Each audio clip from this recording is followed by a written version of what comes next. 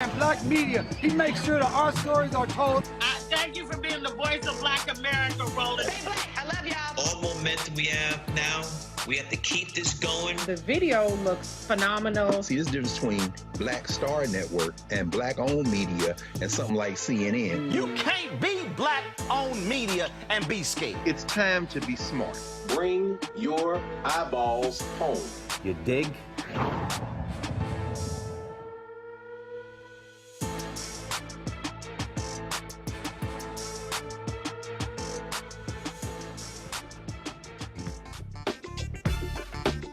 Today is Friday, April 22nd, 2022. Coming up on Roland Martin Unfiltered, streaming live on the Black Star Network, a coalition of civil rights groups, including Black Voters Matter, have filed the first lawsuit against Florida's new racist congressional plan, signed by Republican Governor Ron DeSantis, led by Governor Ron DeSantis, that eliminates 2 majority black districts. Co-founder of Black Voters Matter, Albright, will break down the lawsuit.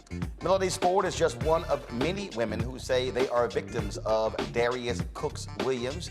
Of course, his doxing practices. Tonight, a couple who says Darius posted their children on his social media accounts, plus her social security number, will join us to talk about that. While a former Philadelphia police officer faces assault charges for beating a black mother driving her car near a protest in 2020, she's about to cash a $2 million settlement check. Get this, y'all. Santa Ana, California police officers are playing music to keep, videos of them on patrol from being posted online. We'll talk to a council member who confronted some officers for doing just that. It's also Earth Day, and we have an expert to explain how regenerative agriculture is a climate solution. What is it? We'll find out in a second. About 20% of school principals are people of color in tonight's Education Matters segment, a nonprofit's initiative to increase that number. And got a couple Republicans on the show. First, you know what? We're just going to go ahead and put Kevin McCarthy and Marjorie Taylor Greene in our Crazy As White People segment. First, Kevin McCarthy blasted the New York Times, saying he never said he was going to ask Donald Trump to resign. Little problem, there are audio tapes with him admitting that. And then Marjorie Taylor Greene took the stand today, y'all. If y'all want to see pure comedy, wait till you see this fool saying on the stand, "I never called Nancy Pelosi a traitor." Then they played her actual comments. Then she was kind of like, "Yeah, I did say that." Y'all, it's pure comedy. Gold. I can't wait to show you. It's time to bring the funk on Roland Martin Unfiltered on the Black Star Network. Let's go. He's got it. Whatever the miss, he's on it. Whatever it is, he's got the scoop, the fact, the find. And when it breaks, he's right on time and it's rolling. Best believe he's knowing. Putting it down from sports to news to politics. With entertainment just for kicks, he's rolling. It's on go, roll, y'all. It's Roland Martin, rolling with Roland now. He's funk, he's fresh, he's real, the best, you know he's Roland Martin now.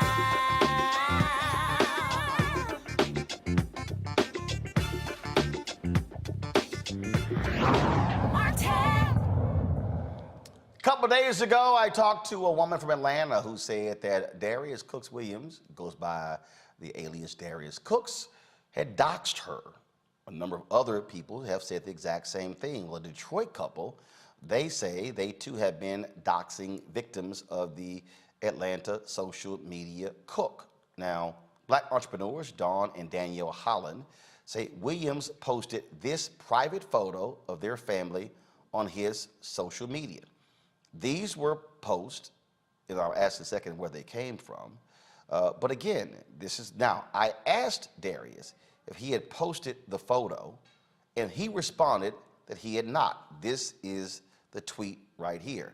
I said, very easy answer, Darius. Did you post her children? It's either yes or no. He says no. That is a lie. Williams even claimed to have Danielle's social security number. Yeah. I even asked him if the doxing accusations were true. His response, their attempt is laughable. Don and Danielle Holland, who don't think this is a laughing matter, join me from the Metro Detroit area. Glad to have both of you. First off, I want to start here, and that is there have been a number of stories, again, that have been done. Folks have made various complaints. The photo that was posted, did either one of you post that on your social media accounts? The pictures that he posted were, hi Roland, how are you, by the way? Great. The pictures that he posted were on my private Facebook page. My Instagram profile is private, and I have never posted those pictures on my Twitter. Now, when you say private, what that means is, first of all, there is no private page. You can lock it, but people can still join your page, correct? I mean, to my understanding, you have to send like a friend request or something. Right. Yeah, to be able to view your profile and your pictures and stuff like that. But the reality is that the moment you post it is actually public, even though it can be labeled private. But so how long ago was it when he took those photos that were on your Facebook page, and then and where did he post these images? Because he was angry with you, but he chose to post photos of you and your children. How long ago was it? So the date was February 16th to be exact. What precipitated all of this? Why? What was the anger? What was the drama surrounding this? Well, his anger was that I was helping to amplify his scams and predatory behavior and doxing of Black women, to be specific. So I took to my Twitter anonymously, and it was anonymous because I know that he's historically, known to dox people and put their private information out there. So I was basically just simply helping to amplify the behavior of a bad actor amongst our community, specifically amongst black women. That's his demographic. So I was taking to my Twitter to retweet, to help spread information, any public documents that were out there regarding him. And for some reason, I was like a needle out of a haystack. He honed in on me. And I guess I was an easy target for him to dox. And that's what he ended up doing. All right, so what else has been published? So was it just these? Now, when the allegation that he posted your social security number, did that happen? When did it happen? He did not actually post my social security number. What he did was imply that he has my social security number, which you just showed in the screenshot or the Twitter tweet that he, tweeted. He said that, I said, why are you implying that you have my social security number? I said, I'm not trying to be employed by you. Why is that something that you would need as far as a social security number and a background check are concerned? And he said, there is no implication. I do have your background check. Screenshot that. He never actually posted my actual social security number, but he said that he implied that he has it. So how long has this been going on, and how has this impacted the both of you and your family? It's been going on, like I said, since February 16th was the official day that he doxed me and put my picture as well as my husband's picture, our underage children's pictures out there.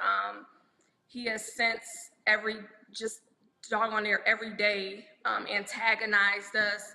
That day when he actually doxed me, he changed his profile picture on Twitter to my picture. He changed his Twitter name to my name. He listed 3 cities that I have lived in. Basically, he was trying to incite people to harass me. He has since, when people have said that kids are off limits, like if you have an issue with what I was doing on my Twitter and you want to come at me, that's one thing. But to bring our underage children into it is another. And when he's questioned about that, he has several times said, F those children. He changed his Twitter name to my husband's name recently in the last couple of weeks. And I mean, it's been a lot. It's mentally draining. My daughter has been under a lot of stress, having panic attacks. She knows what's going on, and it's a lot, you know. My husband. Yeah. So let me say this. First of all, how you doing, Roland? Thank you for allowing us to come on here. There's two swim lanes here. There is spreading awareness and harassment. Darius has spewed that she had been harassing him, right? However, she was only spreading awareness to bring awareness to other women what he was doing, and she had to do it under strict anonymity, right? Because what he does is when he finds out who you are, he doxes, right? So, and then what he does is he also blocks people. So he really picked her out of a needle in a haystack, and I've said this before, that I think why he did it in the fashion that he did it, where he hit so below the belt, was because she very eloquently was stating facts, right? She was never, from my understanding and from what I've seen and from what I've researched, she was never posting lies or hypothetical things about him. It was always facts.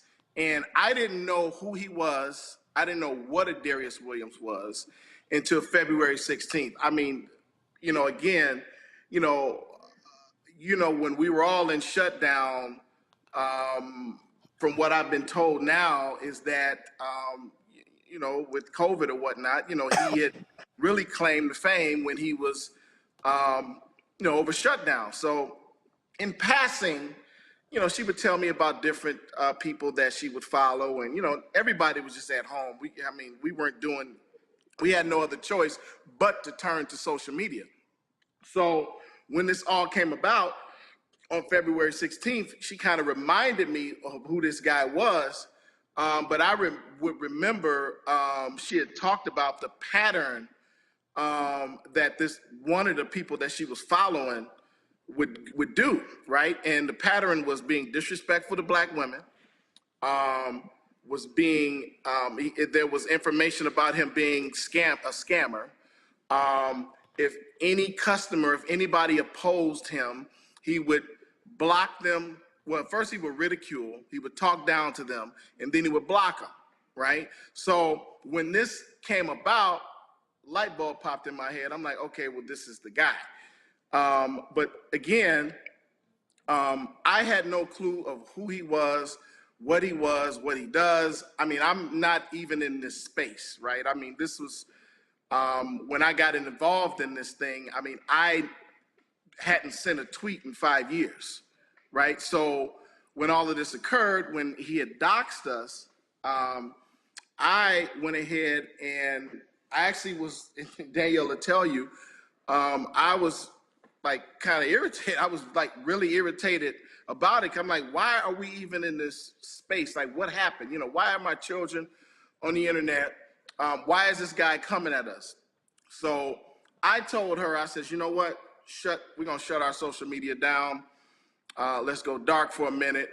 But again, you know, he was going live. He was just ridiculing. He was ridiculing us. He was talking about, I got her kids. I got her kids' information. Tell Don Vaughn I said hello, blah, blah, blah. I mean, he was literally just verbally like assaulting us over the internet. And boasting that he figured out who I was. Yeah, and boasting that he figured out who she was.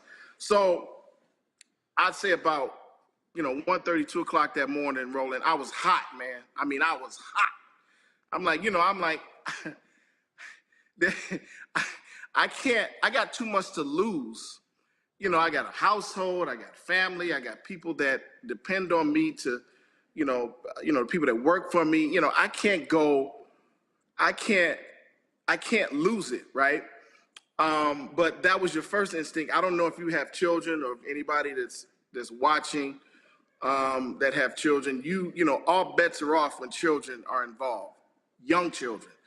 And so I had to master extreme emotion because I wanted to go back to my old Detroit roots, but I couldn't. So about 1:30, 2 o'clock in the morning, I sent my first tweet that I hadn't sent. I hadn't, because I don't tweet. You know, I mean, I had a Twitter account, but I hadn't sent any tweets for 5-6 years. So I sent a tweet and I posted a picture of us and I says, you know, Darius, this is Don Von Holland, husband of Danielle. You posted my family, you posted me. I need to understand why you did this. Please give me a call. So I'm like, you know what? If this guy, I'm gonna get ahead of this guy, you know, because I know he's used to posting telephone numbers. He's used to posting personal things. So I'm like, you know what? I'm gonna dox myself.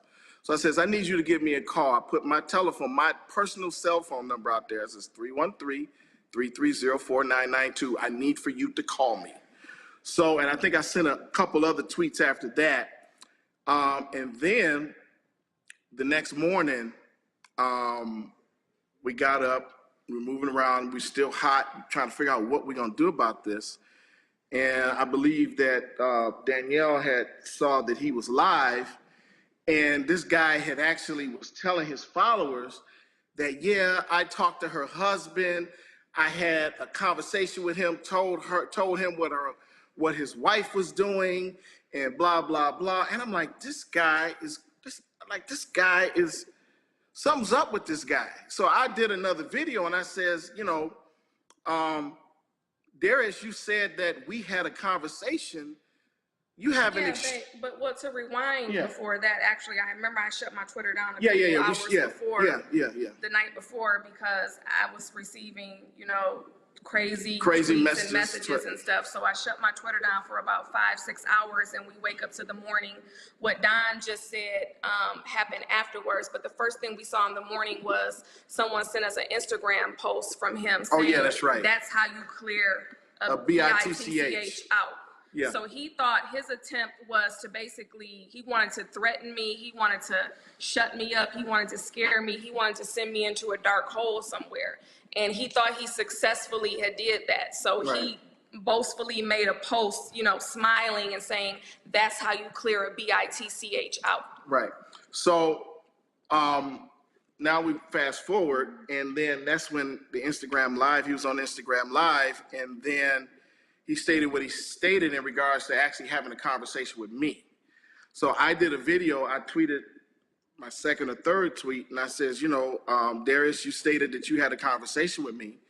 You stated that that we talked, and I says, you know what, my phone has been ringing, but it hasn't been you. I says, you have an extreme, vivid imagination. I mean, this man actually imagined an entire conversation, and he actually verbatimly read that conversation off to his followers. Well, he didn't imagine, he lied. Yeah, he lied, right, that's what I'm saying. So the two of you never had a conversation, but he put it out there that he did.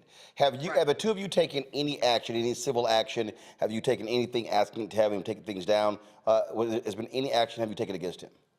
Yes. As far as taking, I mean, I've gotten, I've went the route of, you know, with people that I know and or whatnot, where resources that I've been trying to use, we've filed a local police report. It is currently in the prosecutor's office.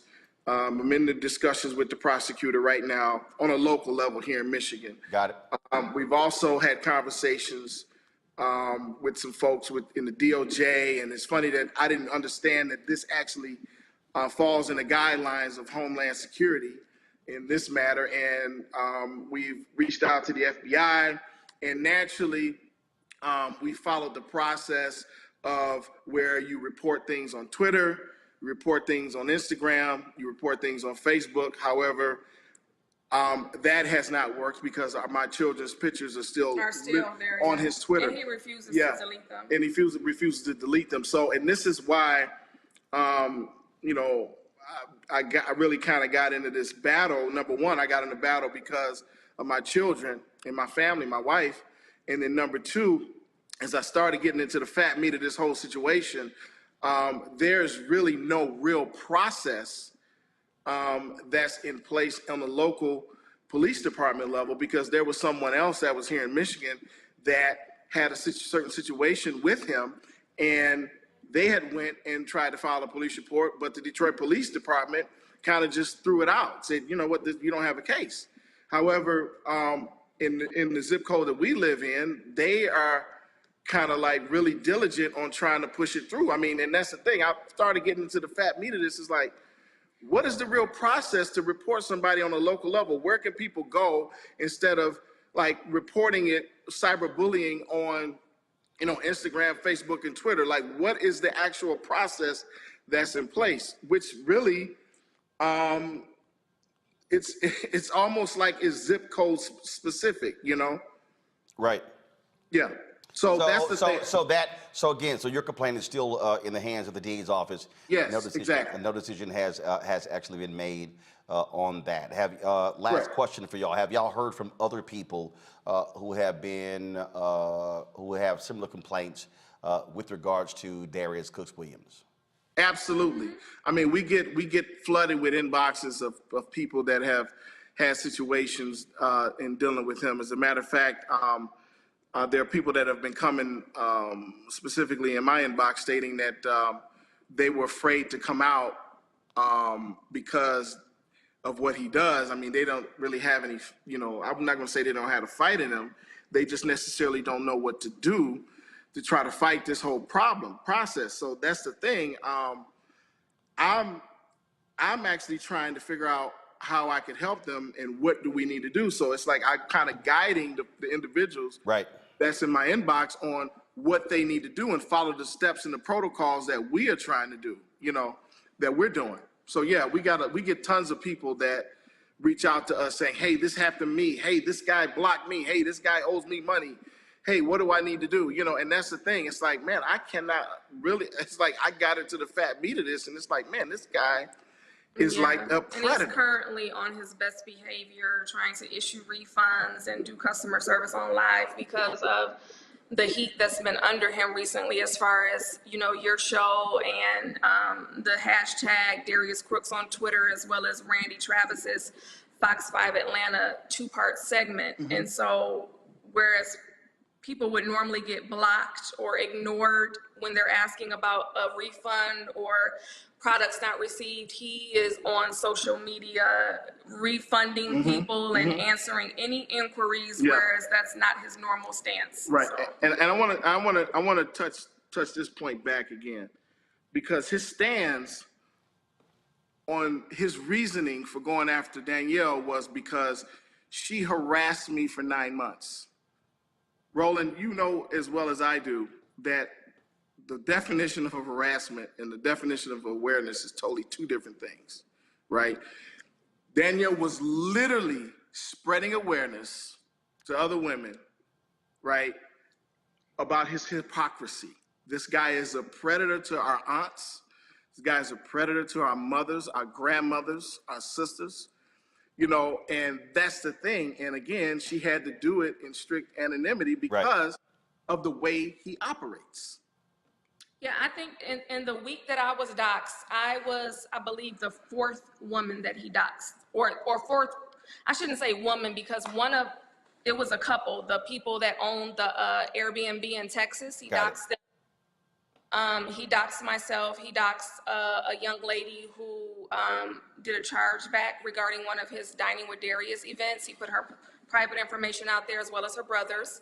And he put a young lady who he hired to do the cleaning services after one of his dinners, who he hired, I believe, off of Craigslist. He put her private information out there as well. So within a week's time, I was like the 5th person that he doxed. Well, this is certainly disturbing. I've invited him several times to come on the show to discuss these allegations. Still waiting for him to accept that invitation. I do know about this court hearing for May 17th with Melenese Ford regarding that restraining order, so we'll be covering to see what happens as well. We surely appreciate both of you joining us. Yes, sir. Thank you. All right, Thank you thanks a bunch, and good luck with it. Folks, coming up next, we're going to talk about the new Florida maps. They are just simply gutting black people, trying to get rid of 2 majority black districts. We'll talk with Cliff Albright, co-founder of Black Voters Matter, about what is happening in the Sunshine State. You're watching Roland Martin Unfiltered right here on the Black Star Network. I'm Deborah Owens, America's Wealth Coach. And on the next Get Wealthy, you'll meet Jandy Turner, who took her love of sports, expanded her network, and created a thriving business. I settled on developing a golf event planning business, which in and of itself has been very viable for me. One of the things that I've learned from producing hundreds, if not thousands, of golf tournaments is that business gets done on the golf course. All on The Next Get Wealthy, only on Black Star Network.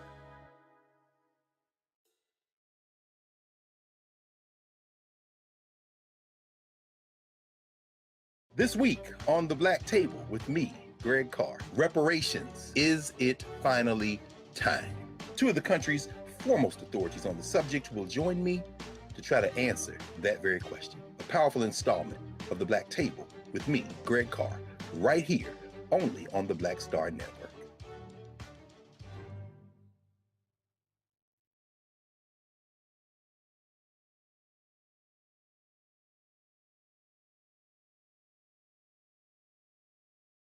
Before Till's murder, we saw struggle for civil rights as something grown-ups did. I feel that the generations before us have offered a lot of instruction. Organizing is really one of the only things that gives me the sanity and makes me feel purposeful. When Emmett Till was murdered, that's what attracted our attention.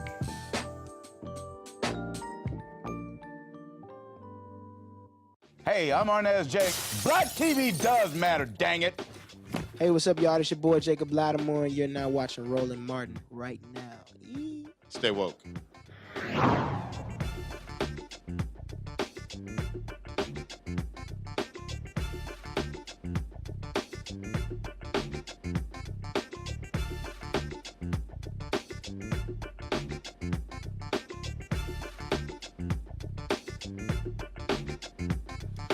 Republicans have been attacking Democrats all across the country, especially black people. Florida, they chose to take the racism to a whole new level. Governor Ron DeSantis rejected the maps that the legislature drew up. So he said, I'm going to drop my own, getting rid of 2 majority black districts. Already, lawsuits have been filed against Florida as a result of this decision.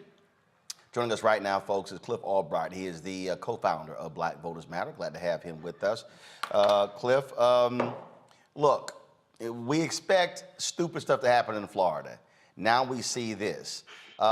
This is an absolute attempt by Governor Ron DeSantis to completely destroy black representation in Congress. Yeah, you're absolutely right, Roland. By the way, happy belated anniversary. Appreciate it. No, I mean, we're looking at, this is even worse than what we saw out of the recent situations in Alabama with their maps and Louisiana with their maps. And those situations, the fight was really about whether or not the maps would be changed to give black folks the extra representation that we should have. In this situation, DeSantis, as you already noted, has gone out of his way, in fact, arguing with his own Republicans within his state, arguing to not just to not increase black representation, but to take away 2 seats, including carving up the seat that's in northern Florida, which goes roughly from Jacksonville over to Tallahassee, which includes some rural black populations in between, but literally carving up that one district into 4 separate districts, none of which would have the ability to elect a black representative, taking it from a district that has, close to 50% black representation and carving it up into 4 districts, none of which have anything more than 30%, and some as low as in the teens. And so, he's been very clear about what it is that he was trying to do. In fact, idiotically clear, because he's basically announced that the reason that he was doing this is because he's trying to carve up this black district. Just a clear violation, not just of the Voting Rights Act, but more importantly, even of Florida law, and a Florida amendment that was passed regarding fair districts back in 2010, an amendment that was passed because of what the voters voted for in the state of Florida. So this is an attack on democracy writ large, but obviously on black folks. This is squarely rooted in racism and anti-blackness, and he's not even trying to hide it. And look, the reality is, whether it's this decision, whether it's him leading the removal of Disney's favorite tax status, we can go down the line. Ron DeSantis is trying to be Donald Trump 2.0. He's up for re-election as governor, but he also wants to be the Republican nominee for president in 2024. That's what all of these moves are about. And in fact, I dare say that Ron DeSantis, and I said this about Mike Pence, is even more than Donald Trump, more dangerous than Donald Trump. We knew Donald Trump was a buffoon, but these folks are even more dangerous than that idiot. Yeah, no, definitely. And he's demonstrated it in a variety of ways. And you just mentioned, some of the things. And that's why I always say, people try to act like voter suppression is just, just an administrative act. It's just a white collar crime, right? It's a bureaucratic crime. No, voter suppression is a violent crime. It has violent impacts on our lives. And when you have somebody like DeSantis who's in power because of voter suppression and is able to do things like don't say gay and attacking LGBT rights and attacking black rights and literally killing people in the state of Florida because of the way that he's handled or mishandled COVID, and a protest bill which has literally allowed people to drive cars over protesters. Let's not forget that. Voter suppression is a violent crime. It is having violent impacts on our lives, and he's using any means necessary to maintain that. Keep in mind that and shout out to the Florida legislators who, in the midst of this vote on this map, decided to do a sit-in, and not even just a sit-in, a full-out protest, because they weren't just sitting quietly. They had signs and were walking around, and so shout out to them. But keep in mind what they did, what the Republicans did in response to that. They cut off the internet, right, which is something that you see in these countries that people try to paint at as being so authoritarian, dictatorships and all that. They cut off the internet, and then they kicked out the journalists, right, which again is something that you see in all these authoritarian states. This is what it's come to in the state of Florida. All of it is rooted in anti-blackness, but as we often see with racism, structural racism, and white supremacy, what starts off geared directly at us eventually infects their entire system. Again, the constitutional amendment that he is going against in Florida law is an amendment that was passed by the voters of Florida. And so he's attacking black voters and the black community, but in doing so, he is attacking the very nature of Florida democracy and something that Florida voters across the board had voted to approve. Well, I mean, these are the games that Republicans are playing, and this is also why many folks have been making it clear that Democrats have got to wake the hell up, pay attention to what's going on. You look at the polling numbers of President Joe Biden, they're down. They are not as low as Donald Trump's were at this particular point. And so Democrats are going to have to muster something to say to voters, especially black voters. Otherwise, they're going to get obliterated in November, and they very well could take control of the House and the Senate.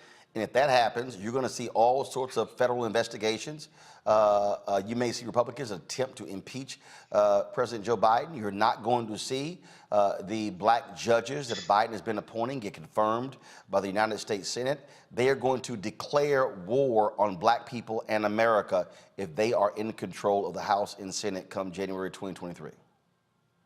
That's right. And the only way to keep that from happening, one of the only ways to keep that from happening, and you mentioned it, Roland, Democrats have got to get, including in Congress as well as in the White House, Democrats have got to be just as ruthless about using their power. And yes, I said ruthless. They've got to be just as ruthless about using their power for the good, right? as folks like DeSantis have been for using it for the bad in the name of white supremacy and racism and anti-LGBT and anti-women and anti-everybody else, right? That's their campaign motto, right? Republican Party, we hate everybody.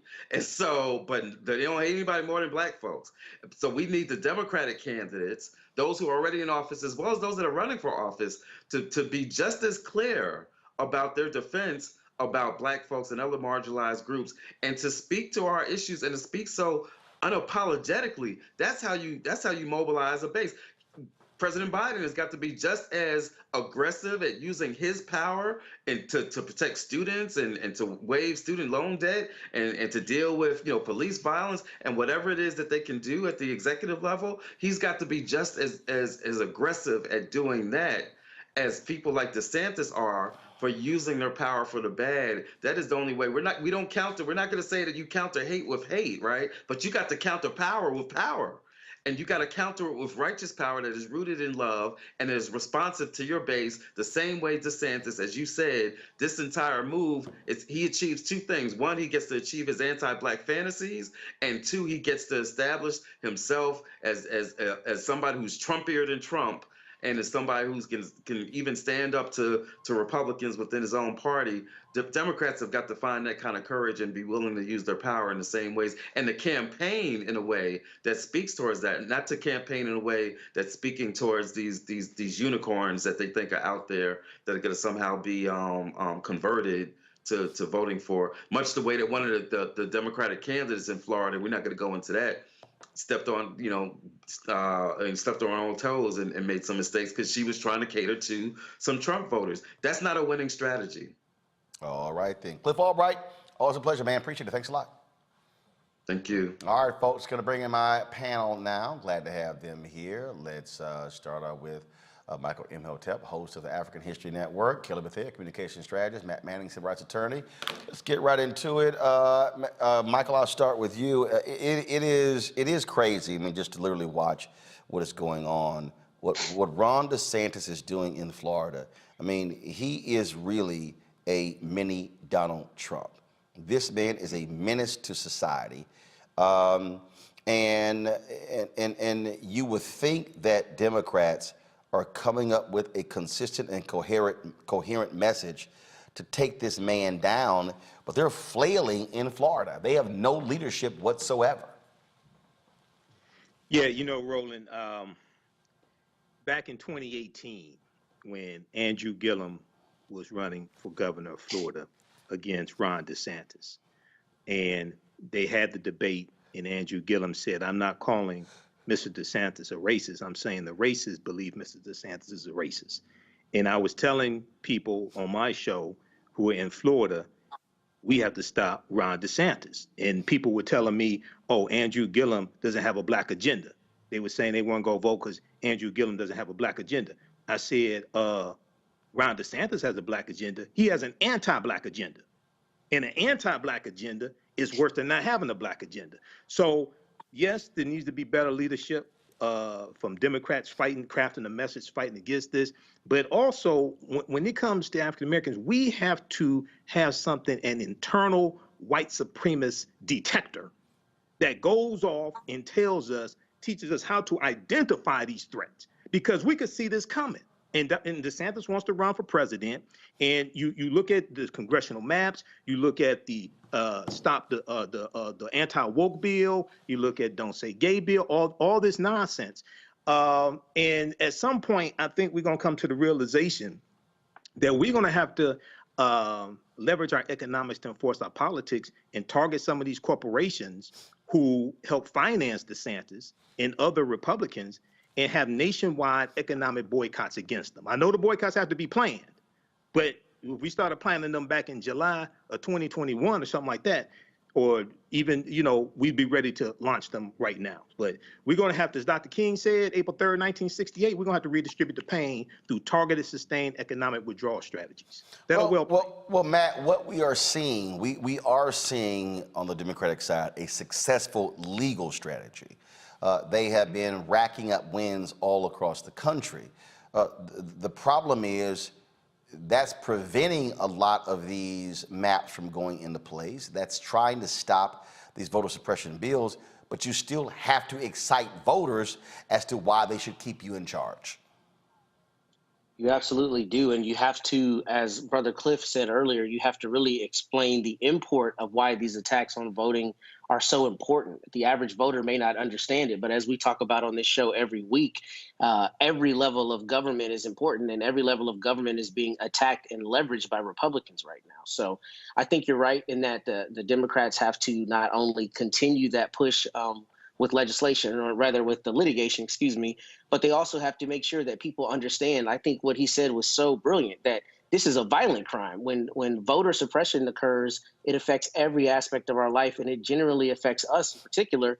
And for example, people may not know, but in the city of Miami, the exact same fight is going on right now with a black enclave called Coconut Grove, where the city of Miami is trying to dilute their voting potential right there in Miami. So Democrats need to continue leveraging this point, and they need to continue educating on this point so people understand just how important it is to fight against this voter suppression. But Kelly, the thing here is you also have to deliver. And the major bills, the two major bills that African Americans are interested in, George Floyd Justice Act, as well as the For the People Act and John Lewis Act, those three bills weren't passed. And so it's hard to say, oh, this is what we did, if you're not actually making it a strong narrative. That's the piece right there. You have to be able to explain to voters how the things you've done actually have impacted them for good. You're absolutely right. But for me, the bills that you just listed, a large reason why they weren't passed is because they didn't have public support. Why? Because no one was talking about the bills. And this goes back to what I've been saying on your show, what you've been saying on your show for God knows how long now. The Democrats have a fundamental problem communicating not only their wins, but what they want to win, which is passage of bills that will make Black people safer, that will make America safer, safer to vote, safer to live, safer to function. And I know more about what's going on with the Amazon Prime situation, in that there's a possibility that Congress could do something in legislation that would take away our 2-day Prime shipping. I know more about that through commercials that have been paid for by lobbyists and special interest groups. I know more about that than I do about the George Floyd bill, just on a communications level. Why? Because they have invested in the media space and the ad buys to make sure that we know about that issue. Democrats have not been doing that. I can't remember the last time they have done something like that, probably Obamacare. And it is frustrating to me because, like you said, we have wins under our belt on a federal level.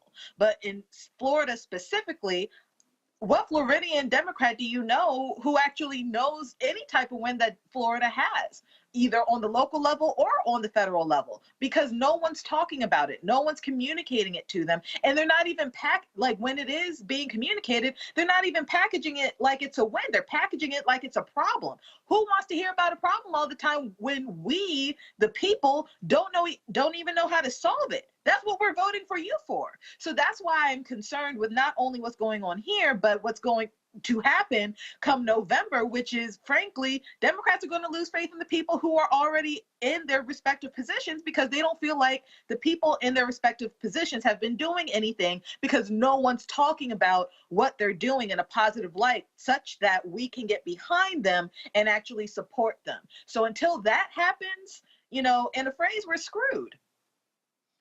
Speaking of, in terms of what the troubles they have, let's talk about the debate last night in Pennsylvania, where John Fetterman is leading in all the polls. He's won statewide. He's the lieutenant governor of Pennsylvania. Democrats are high on his candidacy because he's a strong progressive. But there is a problem because of an incident that took place in Braddock, Illinois, when he was the mayor. In 2013, Fetterman, with a shotgun in hand, confronted and detained an unarmed Black man he suspected was involved in a shooting near his home. During last night's debate, Fetterman was questioned if he would handle the situation differently if it happened today. This was the exchange with Pennsylvania Representative Malcolm Kenyatta, who's also running against him. The third candidate is Connor Lamb. Check this out. Both of your counterparts on the stage tonight have criticized you for the 2013 incident when you were mayor of Braddock. You confronted an unarmed black man who you believed may have been involved in a shooting and detained him with a gun until police arrived. If presented with the same situation, would you do anything differently today? You have 60 seconds. Well, it's important that we first acknowledge the harm based on over-policing and profiling in the black community. It's important that we do that. But it's also important we contextualize Braddock as well, too. Braddock is a community that's 75% black, and I showed up in Braddock 20 years ago to teach GED classes because I wanted to help young people get their lives on track. And I ran for mayor 17 years ago because 2 of my students were gunned down because Braddock had a significant gun violence problem. And after running for mayor and winning, I attacked the gun violence problem in Braddock. And we succeeded. My proudest accomplishment was going 5.5 years, we stopped the killing. In 2013, I was outside on a cold January afternoon. I heard a burst of gunfire with my young son. I made a split-second decision to call 911, get my son to safety, and intercept an individual, the only individual out, running from where the gunfire came, and intercept him until our first responders arrived as Braddock's chief law enforcement officer and as the mayor. 15-second follow-up, though. Would you do anything differently today? It's certainly not a situation that anyone would want to be involved with gun violence. But I'd like to point out that I'm the only Democrat on this stage that has successfully confronted crime and gun violence and has been in charge of a police department. Did you do it? Wait a minute, Mr. Lamb and Mr. Kenyatta, I am going to give you both a chance to answer on this. So the man involved in this incident, who is incarcerated for a separate crime, wrote to the Philadelphia Inquirer saying, quote, "It is inhumane to believe one mistake should define a man's life. I hope he," meaning Mr. Fetterman, "gets to be a senator." If that man is okay with it, Mr. Lamb, why aren't you? 60 seconds. Well, in the same statement, the man said that he believes to this day John is lying about the question of whether he pointed the shotgun at him. The man is incarcerated, and John is one of the people who holds the keys to letting him out. He chairs the Board of Pardons. So I'm not surprised by that statement in the least. And it's a kind thing for him to say. At the time, not only did Christopher say that John pointed the shotgun right in his chest, John said that to the police. You know, as a prosecutor, I always look at a police report written at the time to understand what actually happened. And if you look at it, to this day, it says, Fetterman said he pulled the shotgun on the person in order to stop him. That's what John told the police at the time. That's what Christopher said at the time as well. But today, not only will John admit that he won't admit that he was pointing the gun at this person, he also won't really answer your question as to whether he did anything wrong and should have done it differently. And I just think that's disqualifying for any of us who have to work hard to gain the trust of the black community. Mr. Kenyatta, same question. If the man who was involved in that incident says it's okay, why are you not okay with it? You have 60 seconds. So let me just be crystal clear, because it's very rare we get John at an event.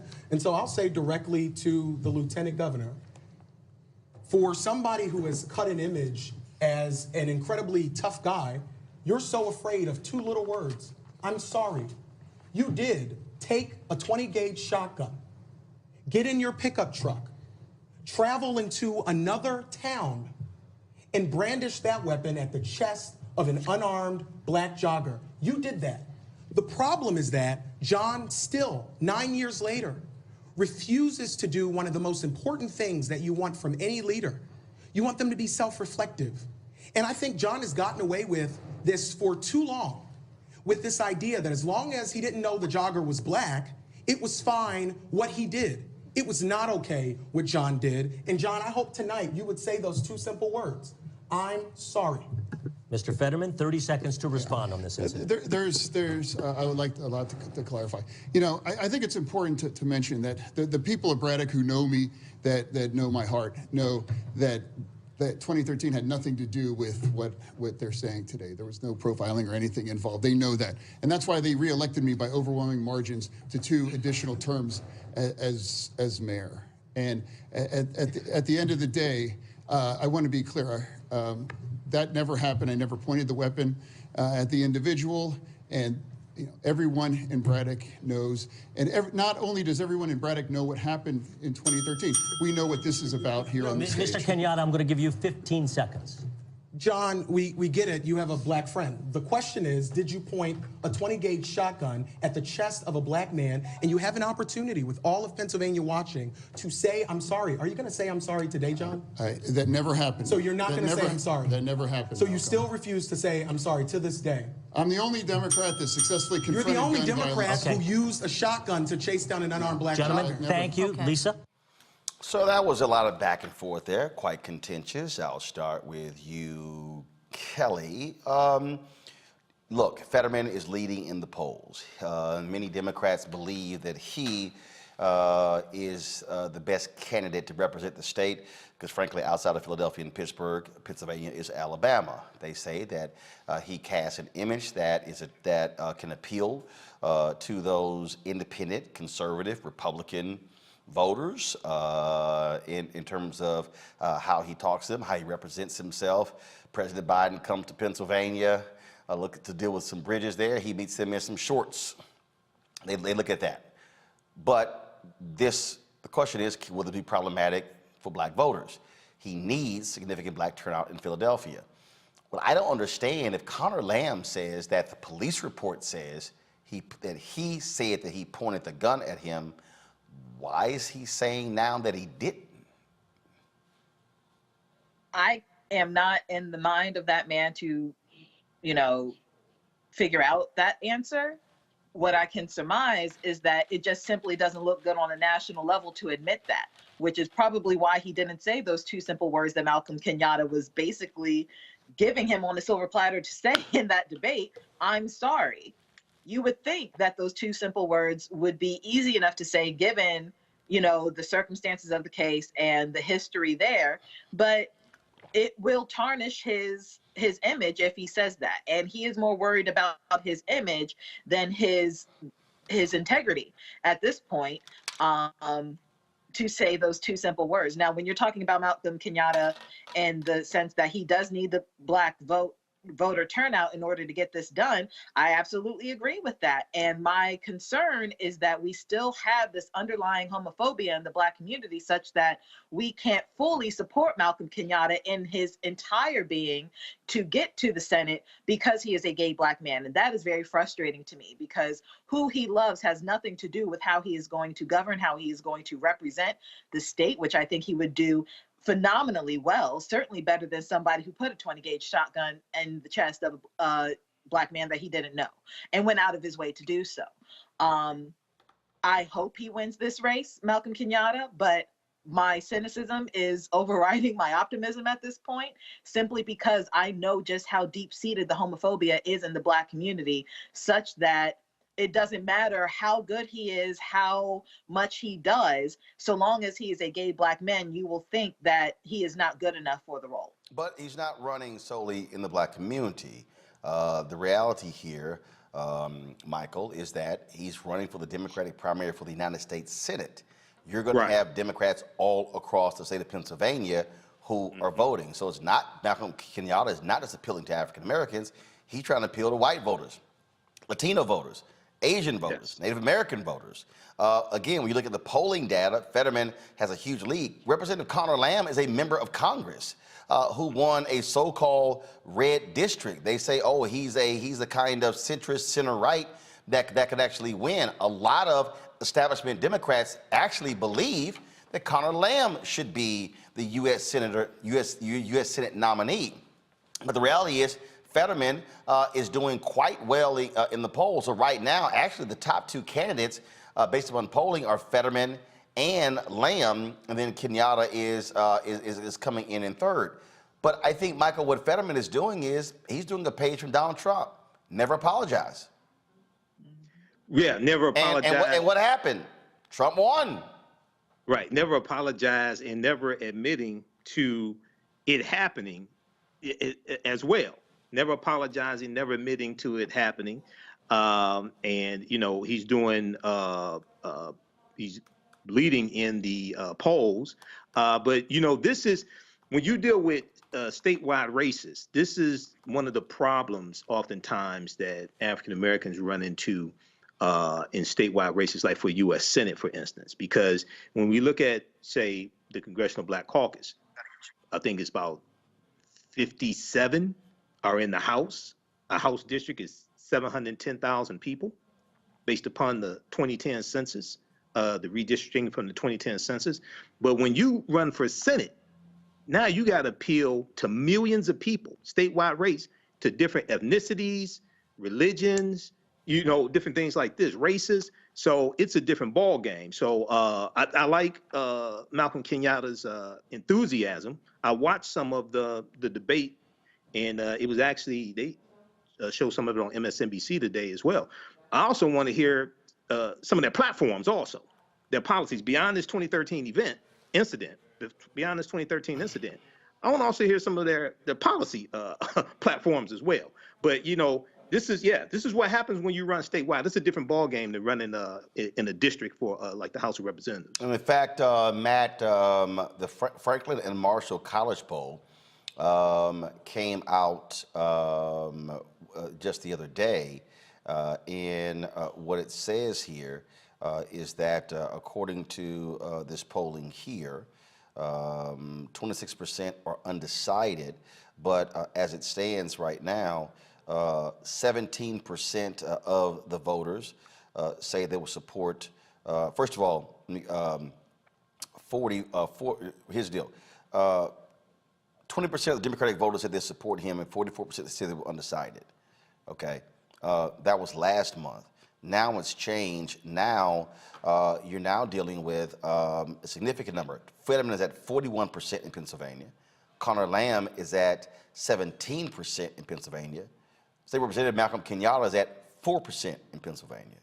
And so, again, I just think what you have here, I think if you have Fetterman, I think that is this notion of, no, I'm not going to apologize, knowing full well that that appeals to a lot of voters. I think that's true. I think it does appeal to a lot of voters because we've seen that a lot of voters now like that Donald Trump brand of brashness and of lack of apology. Look, I'm not going to ever say I'm wrong. I'm not going to ever say I did wrong. The problem, I think, for Fetterman here is that he's actually said publicly a number of times that he did, in fact, pursue the person, that he had reason to believe the person was involved. And as Mr. Lamb said, that he indicated he did point the weapon. I guess his thought now is that he has nothing to lose and really, by not admitting it. And he has, I guess, something to lose by saying he did, in fact, point the gun, considering the national zeitgeist. But I really don't understand why you backtrack on that, because I found an article as I was preparing for the show today, where he indicated that he did in fact pursue him. So he might be concerned that this looks enough like the Ahmaud Arbery case in Georgia that he doesn't want to admit it and have any of the flack related to that. And I think that might be the concern. But, he's so far ahead in the polls, maybe he's thinking there's just no purpose in admitting it at this point. All right, folks, got to go to a break. We come back. Kevin McCarthy, your punk ass busted for lying. We're going to talk about that. Plus, Marjorie Taylor Greene is on the witness stand today. She is fighting for her political life because some constituents are suing to keep her off the ballot because of her involvement in the January 6th white domestic terrorist incident at the U.S. Capitol. We're going to talk about all of that and more next to Roland Martin Unfiltered. Don't forget to download the Black Star Network app. Folks, we're trying to hit 50,000 downloads by May 1st. Apple phone, Android phone, Apple TV, Android TV, Roku, Amazon Fire TV, Xbox One, Samsung Smart TV. Also, please join our Bring the Funk fan club.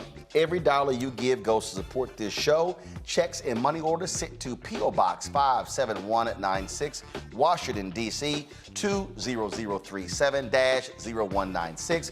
Cash App is $RM Unfiltered. PayPal is R Martin Unfiltered. Venmo is RM Unfiltered. Zelle, you can send to Roland at RolandSMartin.com and Roland at RolandMartinUnfiltered.com. We'll be right back. I'm Dr. Jackie, and on A Balanced Life, it takes a village to raise a child, and truer words have never been spoken. If you're raising a child, you know that it's a blessed challenge like no other.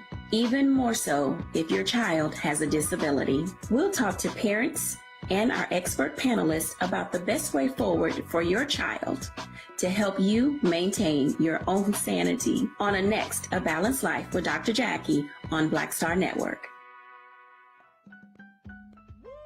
We're all impacted by the culture, whether we know it or not. From politics to music and entertainment, it's a huge part of our lives, and we're going to talk about it every day right here on The Culture with me, Faraji Muhammad, only on the Black Star Network.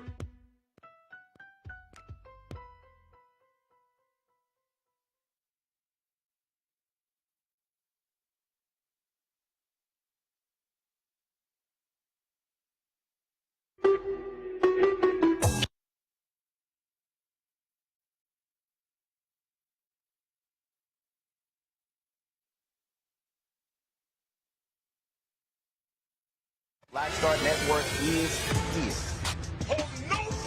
I'm real revolutionary right now. Support this man, Black Media. He makes sure that our stories are told. Thank you for being the voice of Black America, Roland.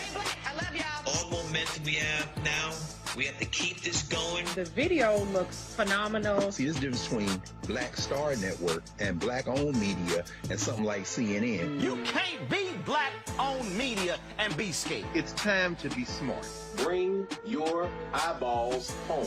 You dig?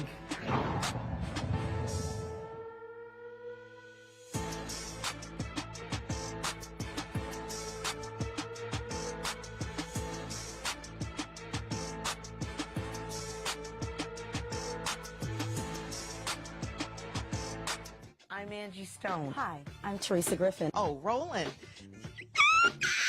Hey, Roland, I am so disappointed that you are not here, first of all. Where's our dance? It's like we get a dance in every time I see you. And so now you're not here for me to dance with, sir. You and your ascot. I need it. I need that in my life right now. Okay, I love you, Roland. What's up? I'm Lance Gross, and you're watching Roland Martin Unfiltered.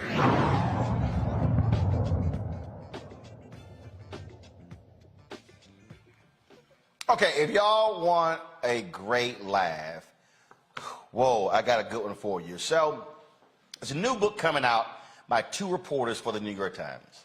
And in that book, they talked about a conversation that Republican minority leader in the House, Kevin McCarthy, had with other Republicans, where he said that he was disgusted by what happened with Donald Trump on January 6th, and he was going to ask Donald Trump to resign.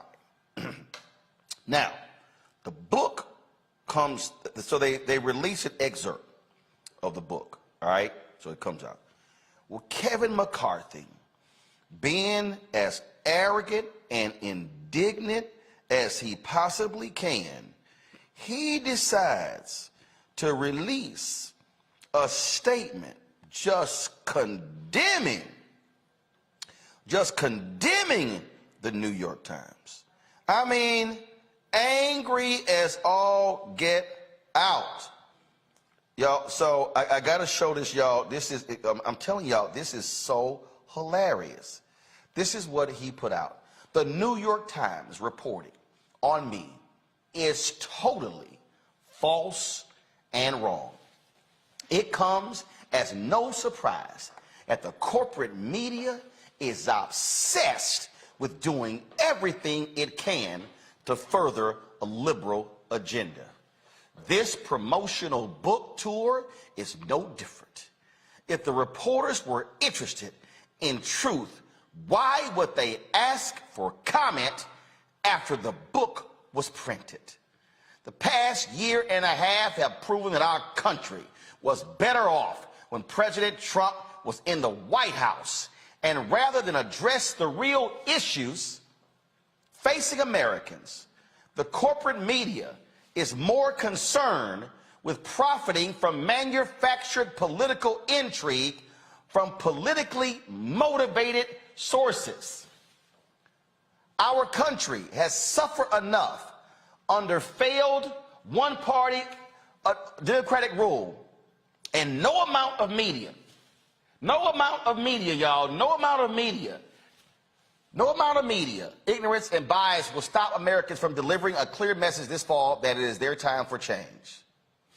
Okay, y'all, that's the deal. That's what he said. Okay, now check this out, y'all. I got a good one for you. So last night on Maddow, last night on Maddow, y'all, check this out. They had the reporters from the New York Times on the show. Well, they kind of released the audio of the conversation. And let's just say the conversation didn't quite go exactly like Kevin McCarthy thought it was going to go. So this is what was played last night on Rachel Maddow's show. Go. Here it is. Liz, you on the phone? Yeah, I'm here. Thanks, Kevin. I guess there's a question. When we were talking about the 25th Amendment resolution, yeah, and you asked if what happens if it gets there after he's gone. Is there any chance? Are you hearing that he might resign? Is there any reason to think that might happen? I've had some few discussions. My gut tells me no. I'm seriously thinking of having that conversation with him tonight. I haven't talked to him in a couple days. From what I know of him, I mean, you guys all know him too. Do you think he'd ever back away? But what I think I'm going to do is I'm going to call him. This is what I think. No, it'll pass the House. I think there's a chance it'll pass the Senate even when he's gone.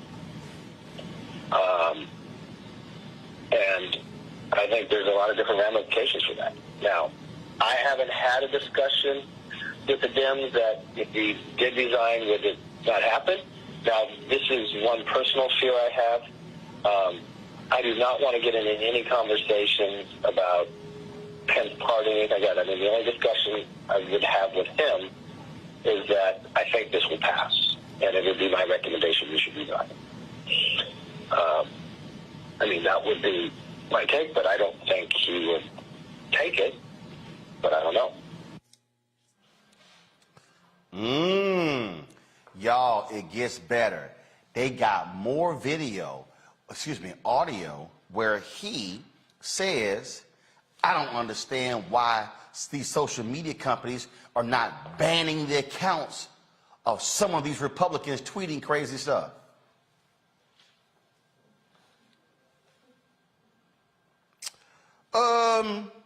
Matt, I don't think Kevin McCarthy had a good night's sleep last night when they dropped this audio on his punk ass. And so now all of a sudden, we know he lying, we know he making stuff up, we know he's sitting here just, dog, Republicans are livid. Because he's sitting here, no, it ain't happened. Dog, they got you on tape.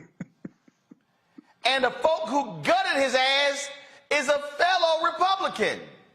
Matt, this is straight up manna from heaven. Served up on a platter, you're right. Look, I mean, how you gonna lie about something as unequivocal, as it would be my recommendation that he should resign? I mean, that's clear as day, and I think it's part of that same playbook of just keep lying, try to act like it didn't happen, and hope people forget about it. But this, I mean, you're saying, look, the corporate media and all this BS. No, you clearly said it would be my recommendation that he should resign, and expressed that you didn't think that he would do that. I don't know why you would even lie about this instead of trying to spin it in some other direction. But I'm glad that it's being served up because he looks like a fool, as he should. I'm just sitting here, Michael, just hollering, laughing at these Republicans who are just sitting here. And this is what I need everybody to remember when I was on ABC this week. What did I tell y'all about these Republicans? What did I tell Chris Christie to his face? Y'all are more concerned with power and party over principles and patriotism. Exhibit 3,978. Oh, absolutely. These are traitors who violated their oath to defend the Constitution against enemies, both foreign and domestic. And they're trying to protect the domestic terrorists who incited the January 6, 2021 insurrection, which is a continuation of the Civil War and the end of Reconstruction. So I watched Rachel Maddow's show live last night. recorded it also, watched The Last Word with Lawrence O'Donnell. He continued the discussion.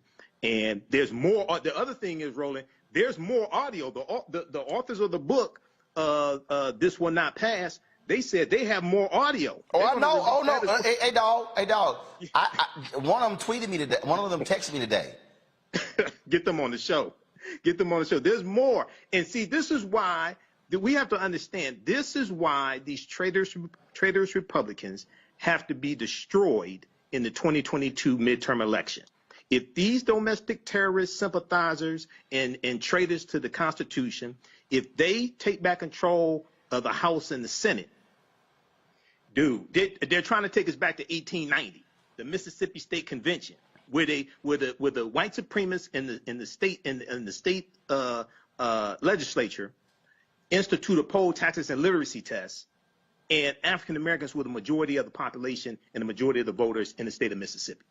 You know, so we have to connect all this history together and understand why these domestic terrorist sympathizers have to be stopped, period. All they care about is power, Kelly. And Yes. again, with all of this, let me remind people what I told Chris Christie to his face and Sarah Isker, who worked for the Jeff Sessions Department of Justice. And they were like, well, we worked against him. Yeah, but y'all supported his ass and you worked for him. Here we go. But I appreciate the speech, Governor, but the reality is this. You have to admit, Sarah, you have to admit the role that you played in putting the person in leadership who is driving conspiracy theories. It's one thing to condemn them after the fact, but you have to own up to the role that you played in putting the person in power. The time we both ran campaigns against No. Let me finish. First off, I don't one second. Can I finish? Anything to you. Can I finish? First off, I don't think to you. And second, I ran against Donald Trump in 2016. You also coached him for the debate, sir. You ran against, here's the deal, you ran against him. But when a person has principles, morals, and values, they do not support them even if you lose. And what they say is, I choose patriotism and the country over party and power. And the problem was too many Republicans chose power in riding with Donald Trump as opposed to patriotism and America. I'll sleep fine tonight with you judging my morals. Well, guess what? As a voter who has 13 nieces and nephews, what I also want to see in America are Republicans and Democrats who have the guts to stand up to narcissists, to folks who lie, to folks who sit here and lead a country in the wrong direction. And what that man has unleashed on this country, any Republican who stood with him has to own it and accept the role that they played. Yeah, well, that's fine. I'll accept the role that I played in the 2016 election running against him, and I'll accept the role... Let him finish his point now. Let him finish his point. And I'll accept the role that I played in my belief that Hillary Clinton was not the right person to be president. We all get to make choices, Roland, in this democracy. I made my choice. I'm on record of my choice, and I'm not walking away from my choice. But it does not preclude me from being able to be critical when the person that I did support does things that I am against. And so this false choice that you're trying to set up... It's not false. It's a false choice, and one that the American people are not going to buy either. Kelly. They put that punk fool thug in power, and guess what? We're seeing Kevin McCarthy, who gives a speech condemning Trump, but then took his ass down to Mar-a-Lago, sucking up to him with the photo and everything. That's what all these Republicans do. They suck up to Donald Trump. They do not stand up for principle. They stand up for power. And that's exactly how Trump came to be. I mean, what Chris Christie said was valid in that, yes, he did make his choice. I don't think that he thought that Donald Trump would do what he did. I don't know if anybody really thought that. If anything, I think that he thought that Hillary Clinton was the worst choice, and he thought that Donald Trump could be controlled. Like somehow once he got into office, all of a sudden he would be presidential and statement-like. I don't know why he thought that, but most First of all, he showed his ass before he even got in there. We knew exactly who he was, and black people knew exactly who that thug punk was. And that's my point. It's like when you see somebody do the same thing over and over again, and you don't believe it, that's on you. But I also have to, defer to his own line of thinking, in that he really thought that this man could change for the sake of power, like you said. But that's not what happened. But going back specifically to the call between Liz Cheney and Kevin McCarthy, when I heard the tape the first time, I just cried laughing because, outside of the political bubble, just looking at it objectively, this is a receipt. And the fact that he lied to the, Post, New York Times? He lied to a newspaper about what they reported. No, he lied to America. He put that on his Twitter account. He lied to everybody. He thought he could lie until they hit his punk ass with the tape. But what's ironic to me, and I agreed, but what's ironic to me is that for months now, if not over a year, because Liz Cheney is part of the January 6th committee, Liz Cheney has been telling us that these Republicans were anti-Trump for the longest time. So the fact that we actually have something on tape proving her point, and then what's further, he is the one who's saying it to Liz Cheney, who is on record, on the news, in papers, and God knows what other kind of media is saying, hey, they're saying one thing on the outset, but to me, they're saying something completely different, and everybody just kind of brushed her off, whether it's because she's a woman or because she, is the daughter of another politician, whatever. They just kind of brushed off that sentiment that she has. She was firm in it. She was like, hey, I'm not the only one who thinks like this. I'm just the only one who's saying it out loud. Hey, Bob. And Kevin McCarthy is proof that she is not the only one who thought like that, but she is the only one who thought it out loud. And then for him to double down and lie on it with this receipt, I mean, like you said, manna from heaven. Well, bottom line is this here. We know doggone well they some damn liars, and now they getting busted. All right, y'all. We got to go to a break. We'll be back on Roland Martin Unfiltered on the Black Star Network.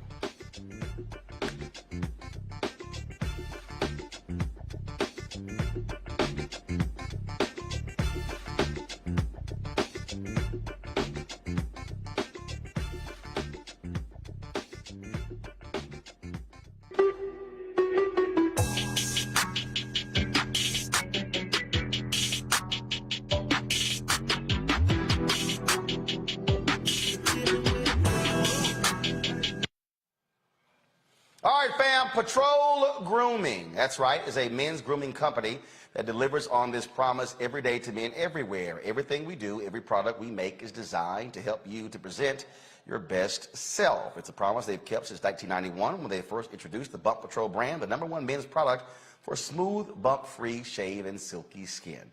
Millions of customers count on their exceptional skincare products, which can be found at more than 30,000 retail stores in more than 50 countries around the world. Now you can have exceptional beard and skincare products that are as unique as you are. Fellas, as we prepare to head back out into the world as COVID restrictions are being lifted, it's time to get our groove back. So visit www.patrolgrooming.com to order Patrol Grooming Box and use the discount code #Roland30, that's #Roland30 for a 30% discount at checkout. Folks, be sure to support those that support Roland Martin Unfiltered. That includes Patrol Grooming. I'm Dr. Jackie, and on A Balanced Life, it takes a village to raise a child, and truer words have never been spoken. If you're raising a child, you know that it's a blessed challenge like no other. Even more so if your child has a disability. We'll talk to parents and our expert panelists about the best way forward for your child to help you maintain your own sanity on A Balanced Life with Dr. Jackie on Black Star Network. This week on The Black Table with me, Greg Carr, reparations. Is it finally time? Two of the country's foremost authorities on the subject will join me to try to answer that very question. A powerful installment of The Black Table with me, Greg Carr, right here, only on the Black Star Network. Hi, I'm Eric Nolan. I'm Shantae Moore. Hi, my name is LaToya Luckett, and you're watching Roland Martin Unfiltered.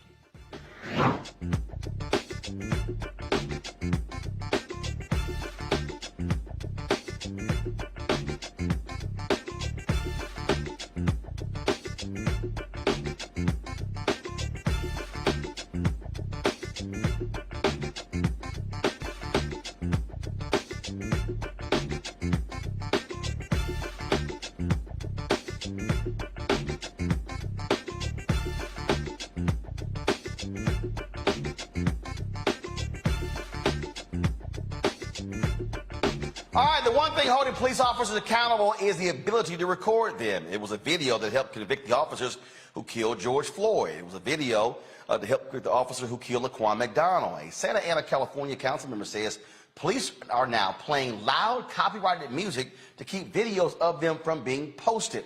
Check this out. Oílo, está poniendo música. Porque él sabe, en mi canal no puedo poner videos con música.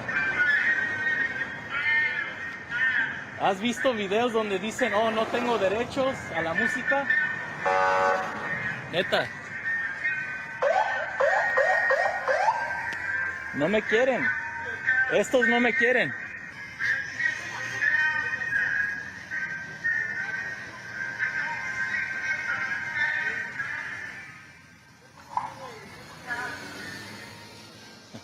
All right, folks, Santa Ana Council member Jonathan Ryan Hernandez joins me now.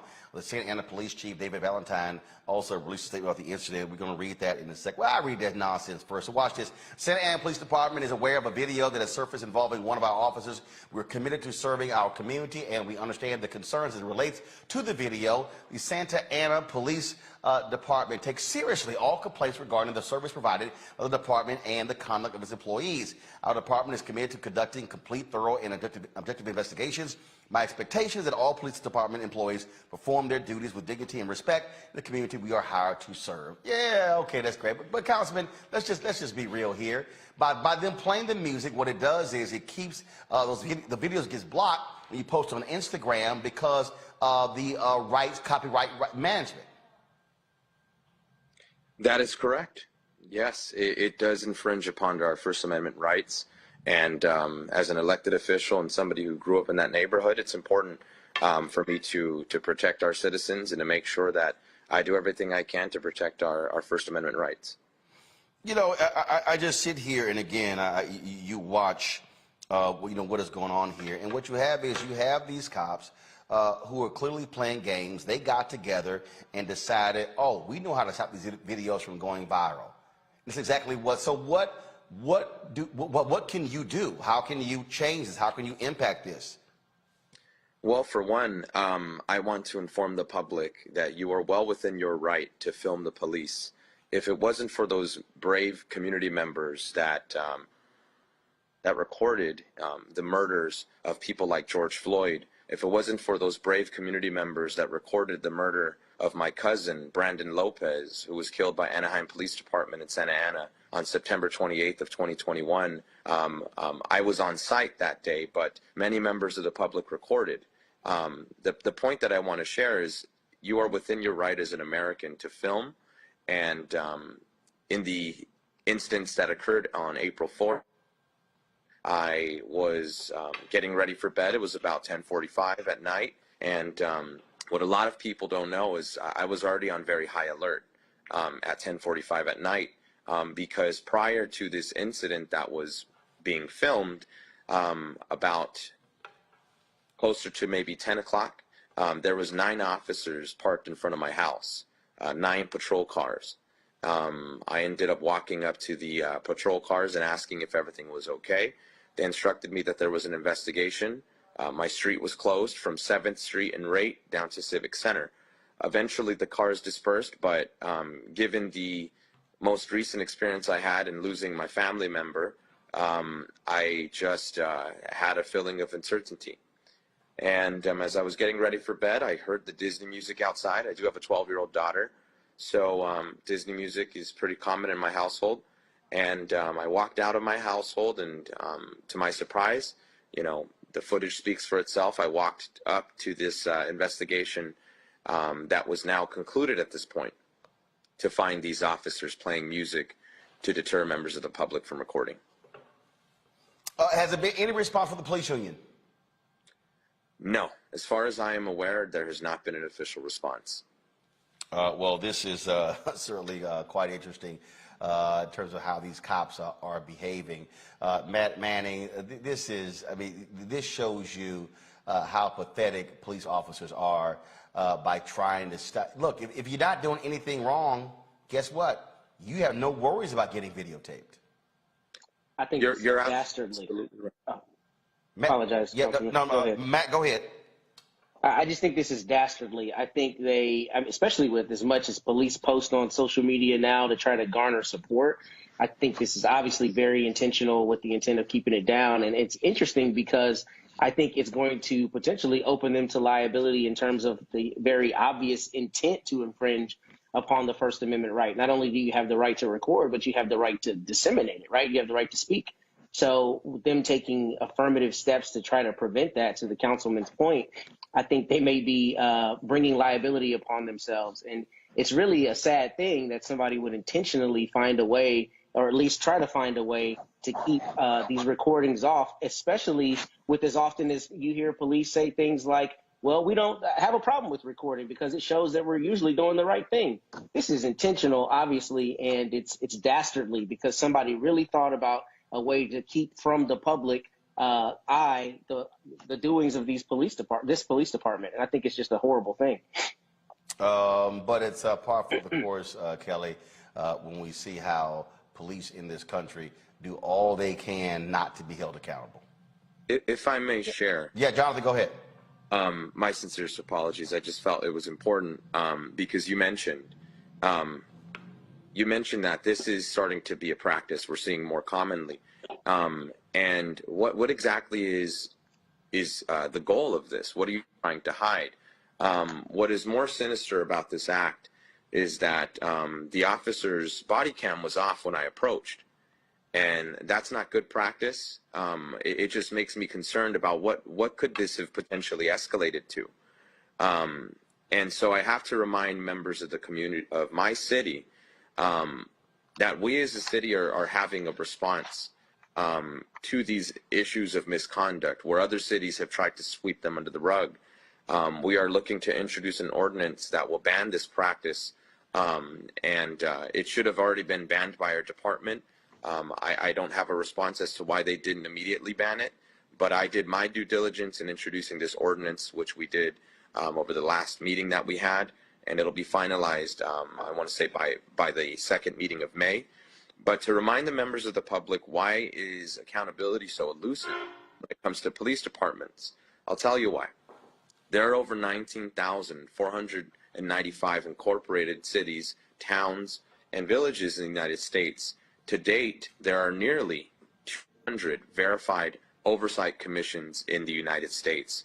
The need for accountability and change could not be more clear. There were two other officers there with this officer. And those two other officers were unwilling to stop this behavior.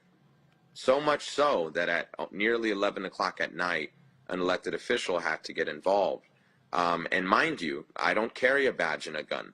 The only thing I bring with me are people's voices.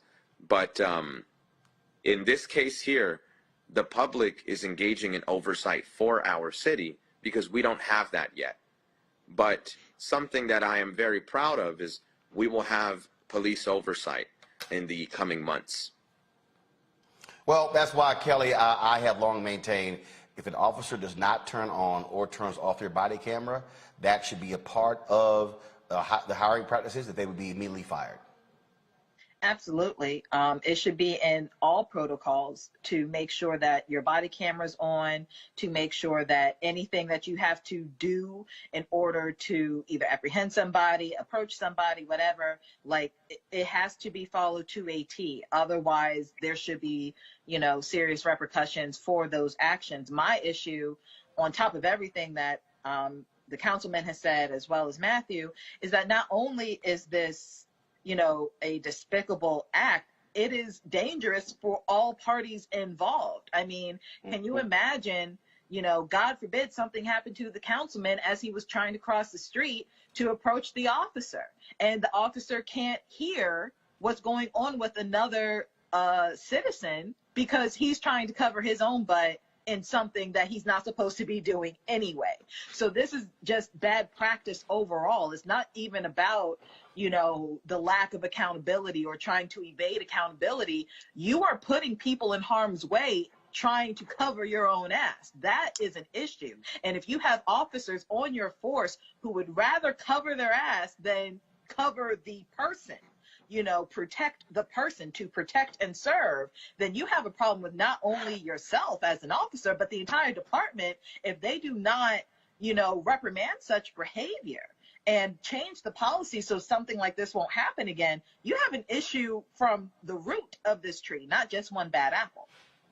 Well, and that's exactly what we're seeing. And I think if we have more council members like Jonathan, Michael, we will see something happen. You have to change those contracts, and city councils have that authority. Yes, and this is an example of why elections have consequences. Roland and Councilmember Hernandez, thanks for coming on, sharing this information with us. This is one of the reasons why elections have consequences, because, as you said, the police union's contract, right? That's usually, oftentimes in many municipalities, controlled by the city council. Okay, and what the city agrees to is the city council that votes on the police union's contract. I just had a quick question for Councilmember Hernandez. Any idea how long this practice has been going on? One, and two, have there been any incidences where you've had shootings or robberies or something like that where the body cam footage is tampered with because of this copywritten music being played? Thank you. That's a great question. Number one is I'm going to start first with the question of, is this something that we have seen in Santa Ana? This is my first time as a policymaker and as a community member seeing this practice firsthand. I've seen it on the internet. To be honest, I really didn't understand what was happening. I saw the Always Film the Police, Mr. Checkpoint, had posted a video some time back, and it was, I believe, a Beverly Hills officer playing Sublime Santeria, and I also saw one of an officer playing Taylor Swift, and I didn't really understand what the goal of these officers, what were they trying to accomplish, because it's such high level knowledge that you would have to have a strong understanding of IPs and computer technology and copyright infringement, that your common citizen, I mean, even your common public servant, isn't going to be up to speed as to what this practice is really about. And it's very sinister because we're trying to build bridges with communities that have been disenfranchised and marginalized through police violence. And this is the response that we're getting. And what's ironic to me is the demographic of the community that I live in.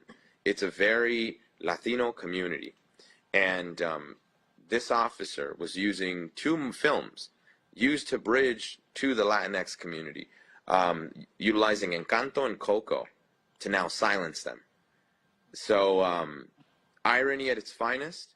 It's childish, it's despicable, and as a policymaker, right, I could never stand for it. And to answer your other question, I have done some research, and I have found that there have been multiple instances across this country where police have been utilizing this tactic. However, I have not seen any local body of government do anything about it. So I wanted us to be at the forefront of making sure that we stick to the demands of the people and fight for accountability and transparency. Matt, final question. I just wanted to actually say something regarding the oversight committees. I think one of the big issues, and Councilman, please elucidate us if I'm wrong, with those oversight committees across the country is they usually don't have any teeth. So you have a group of citizens that get to look at a police shooting or a police incident, but they don't actually get to recommend anything that would have any teeth or any kind of consequence on the police department. So my question would be, in Santa Ana, how are y'all considering giving that oversight committee some actual teeth so there can be a measurable consequence if officers do something like this? Yeah, that's a phenomenal question. For starters, I have been part of the police oversight committee that helped create what will then become the actual policy we adopt. And I've been on this committee since last year, and it has been a journey where we've met with members of the community. We met with experts of POBAR, Police Officer Bill of Rights. We've even met with law enforcement to create a model of oversight that we felt was going to be the strongest. Our goal is to have one of the strongest and ethical oversight commissions in the country. And in the city of Santa Ana, what we are proposing is to have a commission with subpoena power, investigatory power, and the ability to hire and fire police chiefs. We are also making it very clear, as evidenced in the video, law enforcement have been investigating themselves, and they're not willing to step in and correct themselves. So something that's very important to members of our community is having a oversight board that excludes law enforcement for that very reason. In the city of Santa Ana, since 2016 to today, we have had over 207 civilian filed complaints against officers. Only 6 have resolved in favor of civilians. So clearly, police overseeing themselves is not working. In addition to that, our commission, I will be fighting for these commissions to be justice impacted friendly, so that members that have been through the justice system, members that know the difference between an officer doing his job correctly and an officer abusing his power, that members of these communities that have experienced injustice firsthand can have an opportunity to also serve on these commissions. I am a true believer that change starts at the bottom, and you know, I have been impacted by police violence myself, but I didn't let that take the hope that I have away from my heart and from how I serve my community. And for anybody who thinks that my fight for accountability and justice is anti-police, I want to remind them that they're wrong. To be bold in the face of injustice isn't to be anti-anything. That's what the people deserve. I am not going to blindly serve a political party or a ideal, you know, set of rules that, you know, a political party says is important. What I am going to do is always meet people where they're at and fight for the disenfranchised and marginalized. And in Santa Ana, unfortunately, we have a lot of fighting to do. All right, Councilman, we surely appreciate it. Thank you so very much for joining us. Thank you. All right, folks, coming up next on Roland Martin Unfiltered, we'll talk Earth Day. And yeah, we should be caring about the environment as well, so look forward to having that conversation.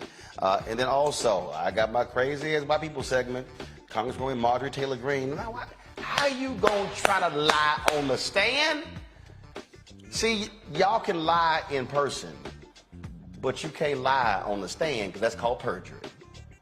Ooh, I can't wait to show y'all the video. You're watching Roland Martin Unfiltered on the Black Star Network. When did you know that this is what I wanted to do? I think right after high school, because in high school I was in all the plays. Well, I was always funny, but I didn't know nobody would pay me for it, you know. And then I saw Eddie Murphy. This was like '84 when I saw Eddie Murphy. Eddie Murphy was the hottest thing in the whole wide world, not just comedy. But anyway, he saved Saturday Night Live. If he hadn't started that show would be gone. He had done 48 Hours, Trading Places, his first Beverly Hills Cop, could wear the hell out of a red leather suit, and he wasn't but 23 years old. He was rich enough to pee cream, and he got all that telling jokes. I said, shit, I've been funny my whole life. I didn't know people give you money like that, so I went and got some Red Fox albums. I went down to my mama's basement where I was living anyway, and I stood in that mirror and played them albums and them jokes until I could tell them like they was mad. Wow. And that started me doing jokes, and then I went and did comedy in the street. I was standing on State Street, tell jokes and pass my hat, and white folks would come up and just hand me money, and I liked it.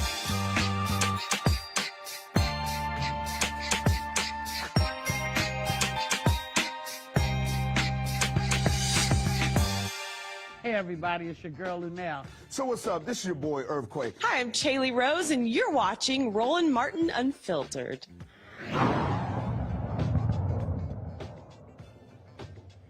All right, folks, we've got some breaking news. Remember Pamela Moses, the black woman who was hit to jail in Tennessee for illegally voting? Then there's a huge outcry.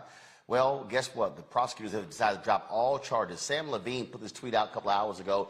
Prosecutors are dropping all criminal charges against Pamela Moses, the Memphis woman sentenced to 6 years in prison for trying to register to vote. She was granted a new trial in February, but prosecutors said today they won't pursue it. Well, thank goodness. It only makes sense for them to actually do that. So, hello. But also keep in mind, while that's happening, Trump's former chief of staff, Mark Meadows, he's registered to vote in 3 states, South Carolina, North Carolina, and Virginia.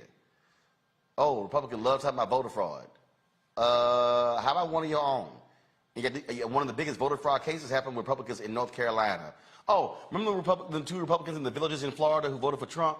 So ain't it amazing how Republicans love talking about voter fraud, but it's always their people. Yeah. We see what's going on there. All right, folks, let's talk about Earth Day. That's what today is. And so folks all across the world have been celebrating Earth Day. And look, it's interesting to have people, especially all these Christian conservatives who love talking about Jesus and being stewards, but they never really want to focus on the reality of this planet and how we are destroying it. And I tweeted this out. Y'all remember? So David Attenborough, he actually voiced, there was a documentary that was on Apple Plus. That's the amazing documentary that showed how our planet changed during COVID. And it showed literally how species that before were not doing well, all of a sudden began to do well, how plants begin to regenerate, how all of a sudden so many things begin to happen in our society because we weren't always flying everywhere and driving everywhere. It was an incredible, incredible documentary, and so I'm going to pull the graphic up so you can actually see it in a second. But again, it shows you what happens when we take care of Mother Earth. So let's talk about regenerative agriculture. Well, what exactly is that? Joining me right now is Urvashi Rangan. She's the Chief Science Advisor at Grace Communications Foundation to explain exactly what this is. And so, Urvashi, regenerative agriculture, what is that? Yeah, regenerative agriculture is sort of actually an old way of doing agriculture. It's the way a lot of traditional cultures farmed and indigenous communities actually grew food, which was people who were really knowledgeable about the lands around them, and really it was regional expert land stewards who were farming their food in a way that was really efficient. They were looking for how to grow best, what were optimal conditions, and they did it by using nature's force. Nature's force to protect against pests and diseases, nature's force to fertilize, and nature's force to actually give us nutrient-dense food.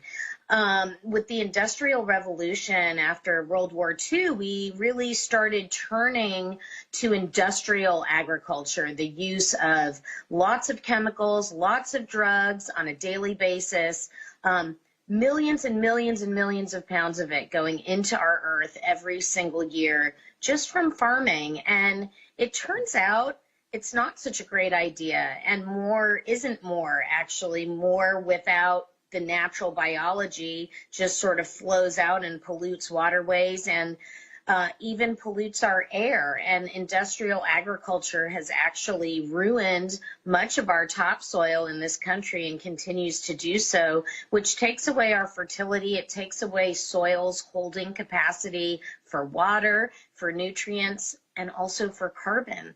And a lot of the greenhouse gas emissions that we see as a result are because we've lost the carbon from the ground. We've lost it from the soil, and our industrial farming practices simply have not helped at all. And regenerative agriculture really offers an interesting hope. We can actually reverse this tide. Nature's been gracious enough to let us be able to do that. And that's what regenerative agriculture is really all about, is how do we farm with nature, with its biology, and preserve that system so that we actually increase fertility, increase nutrient density, increase soil carbon holding capacity over time. So, but where is this done? We've seen an increase in urban farming, and so where and how this can be done? Regenerative agriculture can actually be done in multiple different places. If you look at livestock production, for example, we have a lot of grasslands in the United States. Those lands cannot be used to grow crops, but they're great for animals. And it turns out next to forests, they have the second largest capacity to sequester carbon. So raising animals regeneratively out on our grasslands is an excellent way that we can actually be regenerative and regrading our lands. You mentioned urban agriculture, and that's sort of the other side of things. And there are also ways that even within our urban centers, we can think about farming in a more regenerative way. And again, we have loads of rooftop gardens, school gardens, and it's really thinking, how do you add fertility? Are you going to buy chemical fertilizer, or maybe compost your food scraps and then use that as the sort of liquid gold or black gold in your growing in urban centers? So there's lots of opportunities to grow regeneratively and foster your regional biology wherever you are. And in a lot of ways, it's kind of celebrating our region's terroir in many ways, because every region's a little bit different. Every region has its own biology and its own conditions. And in that way, regenerative agriculture is not a one-size-fits-all sort of program, but really celebrates that regionality, allowing people to grow food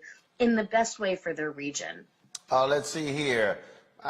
Kelly got a feeling like she's trying to be an urban farmer. So Kelly, your question first. No, but you know you all stuff running. no, I do have a green thumb when I try, but I do prefer grocery stores. But speaking of which, given the food deserts that we have in urban communities now, how do you reconcile that with this initiative? Meaning, yes, we need grocery stores that are, sustainable and the like, but how do you reconcile that need with also the need to, grow your own food, regenerative, like mini ecosystems, like you said? Yeah, I mean, I think there's a lot in there. I mean, one is if you're growing your own food, and obviously most people in urban centers don't grow their own food, but should people in urban centers have access to food that is produced really well without pesticides and synthetic fertilizers and lots of chemicals and drugs? I mean, everybody deserves access to that. And in a lot of ways, we're talking about why we have to change the current agricultural system that we have that produces 95% of our food, and how degenerative that is to our environment, to our landscape, to our people, to our health. And so it is really a question of how do we increase access to these better produced foods. It's a bunch of different ways, and your point about food deserts is a valid one. And this doesn't necessarily solve the food desert issue, but nor does industrial agriculture either. And providing food to people that is nutrient dense, it's almost like a human right. And we need to start thinking about our food in a much more thoughtful way so that we can produce food that is truly healthy for everybody. Matt? So my question is what the legislative component is to this, if there is a thought in that respect. Are there any states or local governments or even governments abroad that have mandated this, who've looked at the science and said, we really need to intervene, and as such, we're going to require commercial producers to institute regenerative mechanisms? Is there anything like that you've seen? That's a great question, and the answer is we've started to do that in some ways, and we've got a long way to go. On the national front, we've got the Organic Food Production Standard.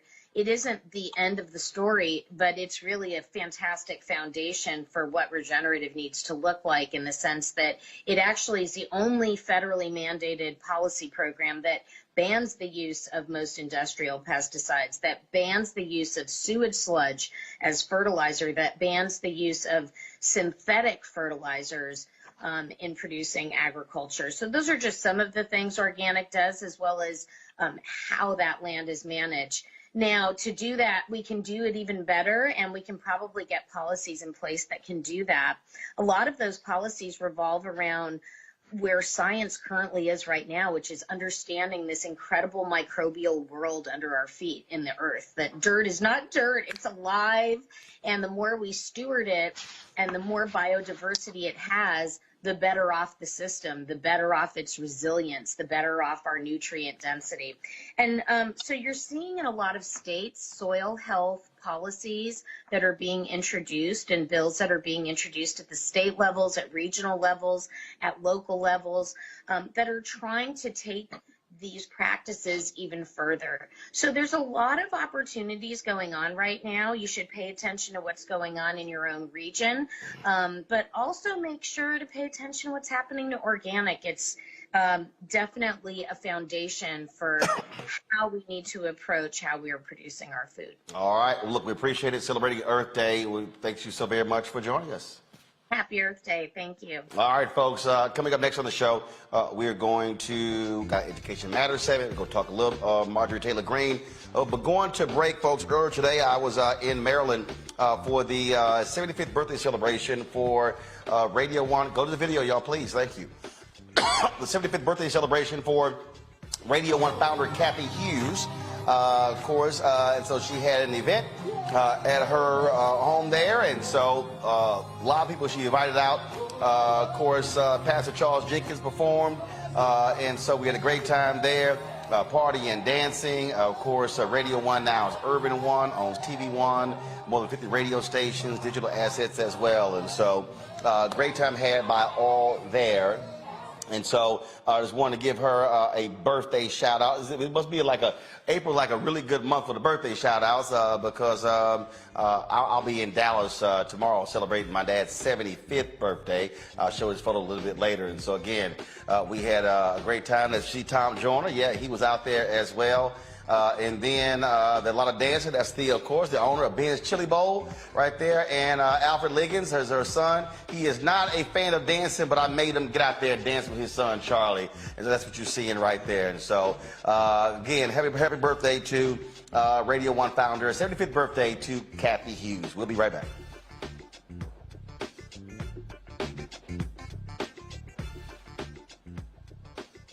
Black Star Network is here. A real revolutionary right now. Support this man, Black Media. He makes sure that our stories are told. Thank you for being the voice of Black America, Roland. I love y'all. All momentum we have now, we have to keep this going. The video looks phenomenal. See, there's a difference between Black Star Network and Black-owned media and something like CNN. You can't be Black-owned media and be scared. It's time to be smart. Bring your eyeballs home. You dig?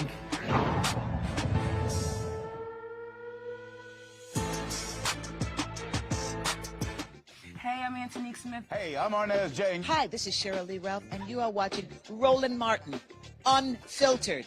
I mean, could it be any other way? Really? It's Roland Martin.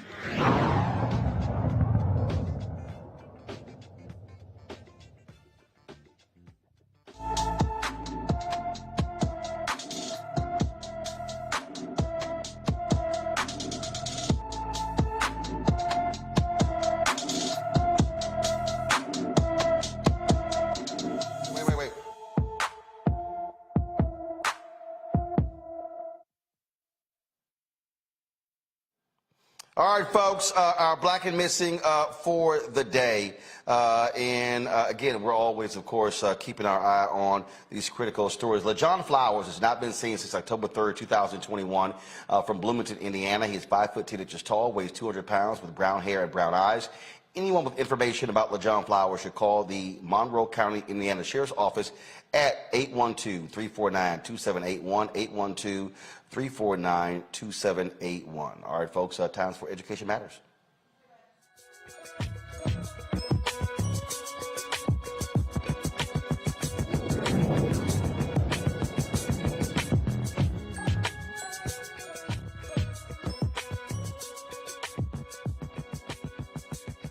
All right, folks, 54% of all students in public schools are people of color, yet only 20% of principals are people of Color. The national nonprofit New Leaders is partnering with two Atlanta historically black institutions, Morehouse College and Clark Atlanta University, to launch the Aspiring Principals Fellowship. It's a program geared to boost the number of principals of color leading K through 12 schools. Gene, is it Desravines? Desravines, the CEO of New Leaders, joins me from New York. So is it Gene or Jean? Gene. All right, Gene, glad to have you here. Here's the thing that I need people to understand when we talk about principals. We also talk about money. The reality is, you look at the salaries of principals, so when black people and others are being kept out of principals' positions, that's also impacting us economically. That is absolutely right, Roland. So on average, a principal makes $25,000 more than a teacher. You multiply that over a 20-year career, you're talking about over $500,000. So not only are we talking about the opportunities that are afforded to ensure we can better educate our kids, there is a major economic component to this where you have an opportunity to meaningfully increase your earnings both annually and over the course of your career. And that's, and I know some people are like, dang, Rolly, you always bring up the money, but that's the key. You just said it, $500,000. That's money black people can be investing. That's money people give, and this is the example of when we're frozen out of positions, how it impacts us, but also our lineage, the ability to build and create wealth. You are absolutely correct. And when you think about K-12 education, which is oftentimes a road to middle income lifestyle, oftentimes we tend to want to push our people of color, our Black and Latinx people into teaching, and we absolutely need more teachers of color. What we don't do, we don't spend enough time talking about the importance of moving them into the principalship and into system leadership, which is often much more lucrative in terms of how much they can make. So not only can they help impact the life outcomes of children, but they can be helping to close the wealth gap that exists between whites and blacks, and that is often overlooked when we talk about K-12 public education. Questions for the panel. Michael, you first. Hey, hello, Gene. Thanks for coming on today. So I was wondering, reviewing this information, it talks about equity-focused school leaders. This is one of the things that you all create in the online certification program. Can you explain what are equity-focused school leaders? What does that mean, equity-focused? It's an incredibly important question. If you look at all the research, one of the #1 indicators that dictates a child's ability to be successful stems from whether or not the teacher, the principal, whether or not they have high expectations for that child, whether or not they can create a sense of belonging within the school community. When we talk about equity-focused leaders, we're talking about leaders who have high expectations, willing to hold themselves and their teachers accountable, and who sees the brilliance and potential of our children, particularly our Black and brown children, which is often not the case right now in public education. Okay, thank Kelly? Sure. We know the importance of having Black teachers in the classroom, right? That is definitely something that we hear a lot more of. And it makes sense because the teacher, him or herself, but in this case, Black men, have more time with the child, right? And that is important, especially with Black children. But what we do not see or hear about as often is the importance of having a Black principal.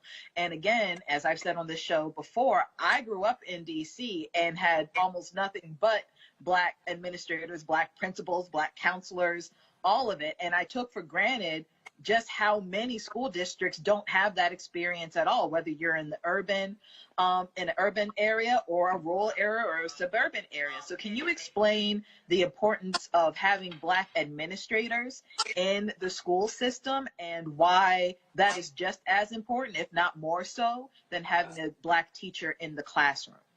Yes. So think about this for a second. We know in every industry, leadership matters, whether it's government, nonprofit sector, for-profit sector. Schools are no different. The principal is tasked with creating the culture, setting the vision, hiring the teachers, inspiring the teachers. So if you want to have great teaching at scale, you need to have a great principal. There is not one example of a great school without a great principal. And while you are absolutely right, we spend a tremendous amount of time rightfully focused on teachers. We don't spend nearly enough time focused on ensuring we have a great principal in every school. And we will never have great teaching at scale without ensuring we have great equity-focused Black and brown principals serving our kids. Matt? I have two questions very quickly. So the first is, how does the actual fellowship work in relation to Morehouse and Clark? Is that where the educational programming is done? If I'm a part of the fellowship, that's where I actually do my classes. Is that kind of how it works? And then the second question is, I know that New Leaders does coaching for principals, so I'm interested in what that means. Does that mean you continue supporting them once they actually become principals? Both very good questions. First, in terms of how the program actually works.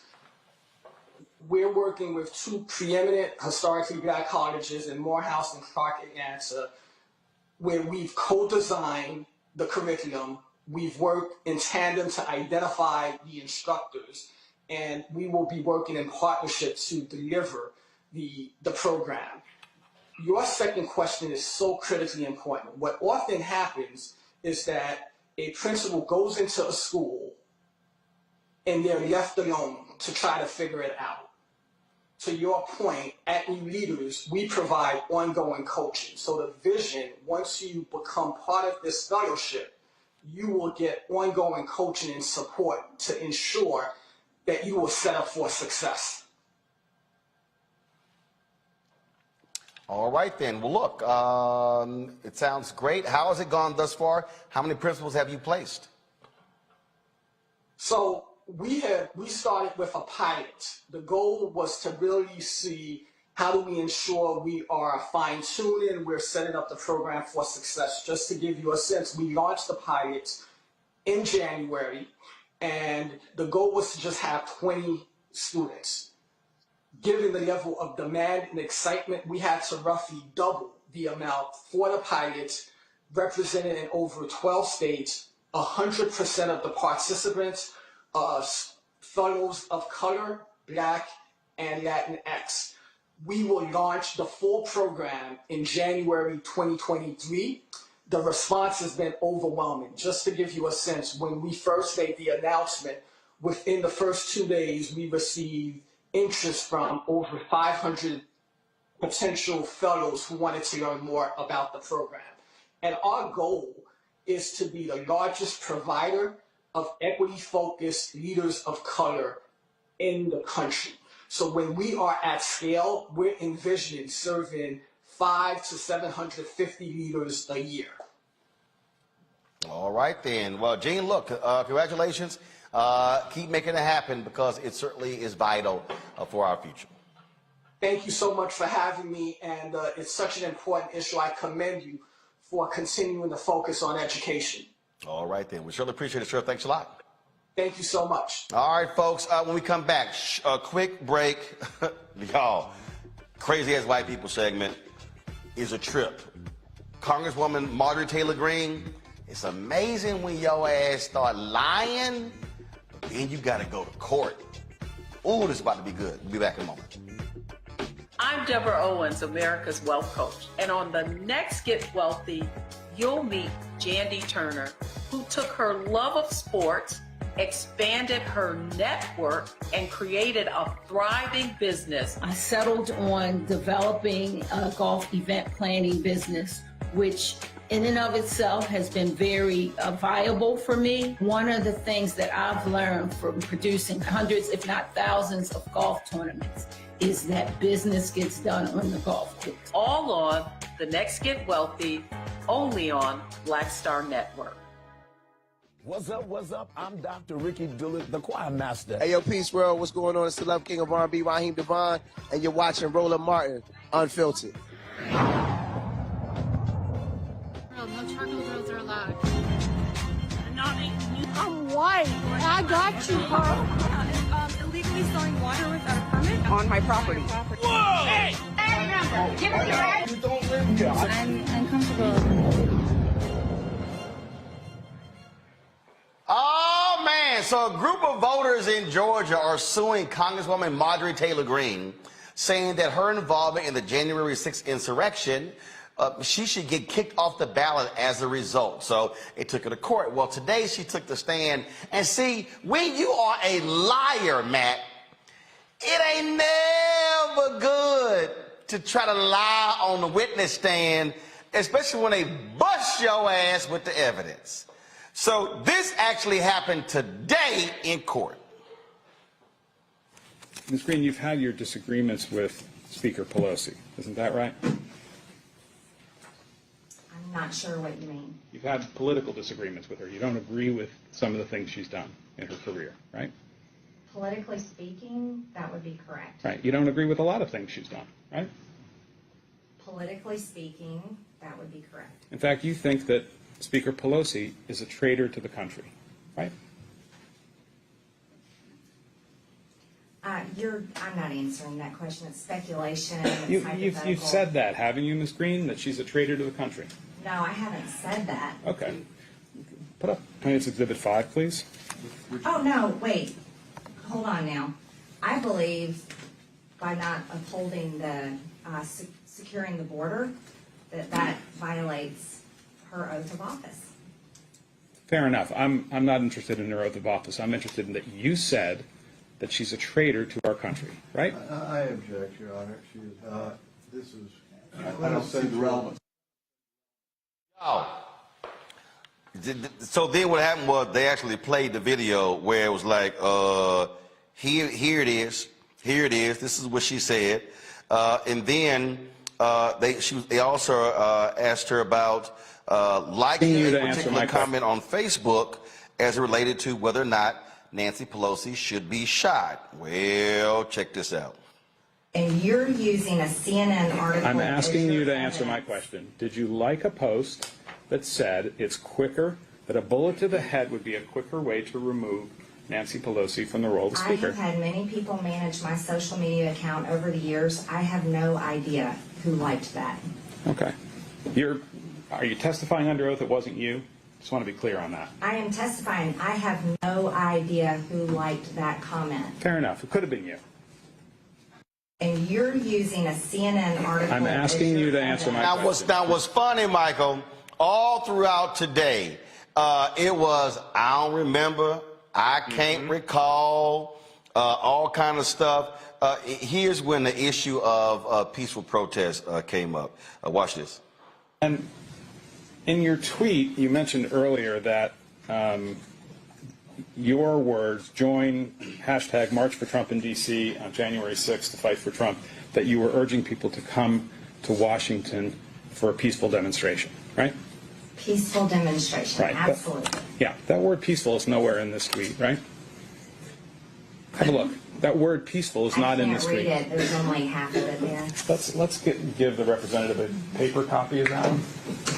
Just want to make sure I'm not missing. No, I can see it now. It was scrolled up just a second ago. Okay, peaceful's not in there, is it? Well, like. Is the word peaceful in there, Ms. Greene? It does not say peaceful. That's my question. But you're asking me, and I said for peaceful demonstration, just like people have the right to do in their First Amendment. I'm asking You didn't. There's not a secret code in there that it's supposed to be peaceful, right? Well, I never mean anything for violence. I don't support violence of any kind, and I've said it over and over again. So I'm telling you. You just didn't say it on this occasion, did you? I never mean anything for violence. All of my words never, ever mean anything for violence. We'll examine that question. I mean, it was question after question. Matt, this woman is a straight-ass liar. Straight up liar. And in Georgia, you can get up to 10 years for lying on the stand and up to $1,000 fine. So, I mean, she opened herself to perjury charges, which is extraordinary, particularly because the really important context of this testimony is that it comes in light of some of her own citizens challenging her ability to seek office because of her involvement or, I guess, support of the January 6th insurrection. So it seems like this would be the time where if you're facing your challengers, you would realize that the writing's right there. You got the receipts. Go ahead and admit it. But as you see, she's trying to spin, as we know Republicans like McCarthy did and others have done. I got to play one more, Michael. I got to play one more. Okay. Watch this. Now, you actually talked publicly about the Declaration of Independence calling for the overthrow of tyrannical governments, right? That's something you've discussed publicly. Are you referencing to something I've said somewhere? Well, do you recall talking about that topic? I've talked about the Declaration of Independence, but I don't know what occasion you're referring to. Okay.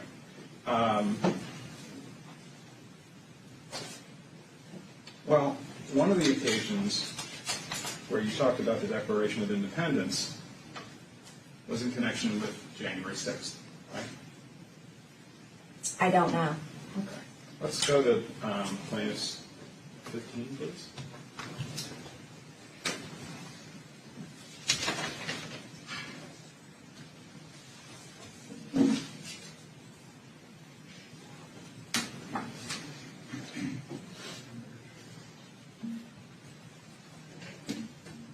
Which one is this one, Mr. Chubb? Plaintiff's 15. P15. P15, yes. Hang on one second.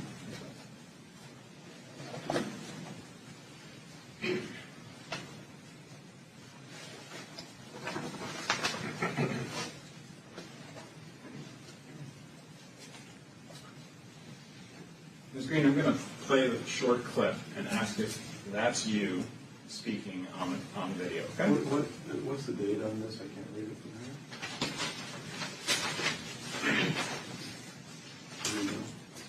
October 26th, 2021. Sorry. October 26th, 2021. October 26th, 2021. Right. If you could play the clip, please. It's a riot at the Capitol. And if you think about what our Declaration of Independence says, it says to overthrow tyrants. That's your statement, right? I don't believe it was finished, but that was me. I don't recall. I don't know what the rest of what I was saying. I recall, I can't remember. I mean, it was just like, busting a lie, busting a lie, busting a lie. I thought it was hilarious, Michael. Today, and Marjorie Taylor Greene makes dumb blondes look like Rhodes Scholars, number one. This is how stupid this is. Two, this is dangerous because she's a sitting member in the House of Representatives. Now, the case is based upon Section 3 of the 14th Amendment to the U.S. Constitution, 1868, which was put in during the Reconstruction era, and it was targeting those members of the Confederacy, and it bars anybody who participates in a rebellion against the country or insurrection from holding elected office, federal office, things like this. So hopefully they're successful with this. Now this has never been tested in court. This is the other thing. Okay, this section of the U.S. Constitution has never been tested in court to keep somebody from holding public office. But if they are successful, there's a lot of these domestic terrorist insurrectionists that they need to go after as well, which is another reason why these Republicans have to be defeated in the 2022 midterm elections and in 2024. Kelly, she also said on the witness stand, I did not talk to anybody at the White House about any of the events on January 6th. Except she posted this.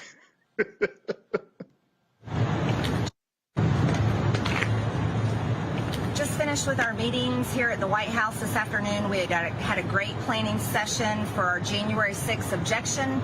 We aren't going to let this election be stolen by Joe Biden and the Democrats. President Trump won by a landslide. Call your House reps, call your senators from your states. We've got to make sure they're on board, and we already have a lot of people engaged. Okay, stay tuned.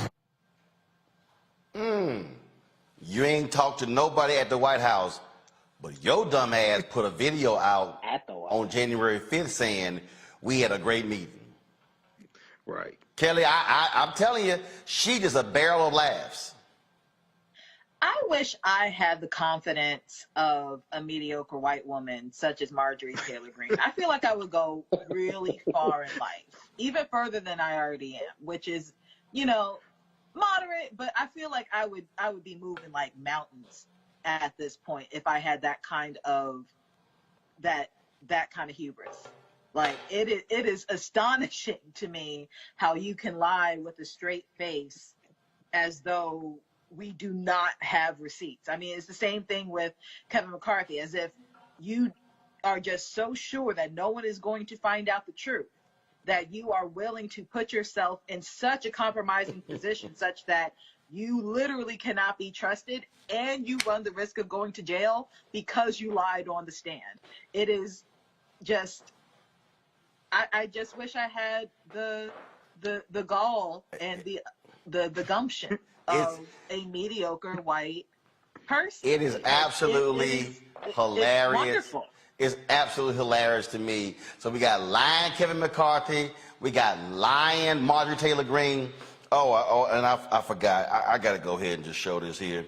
So you remember when that crazy fool Republican Cawthorn out of North Carolina, Madison Cawthorn, accused the Republicans of having orgies, and he said they said all kind of stuff, and man, they were just, you know, doing all kind of wild and crazy things, and what he was invited to, and he was just shocked and appalled, and then later he tried to backtrack. Well, Politico just dropped this story while we were on the air. Here's Madison dressed up in lingerie at a freak party. No! This the dude in the wheelchair too. He's in a wheelchair also. He's in a wheelchair as well.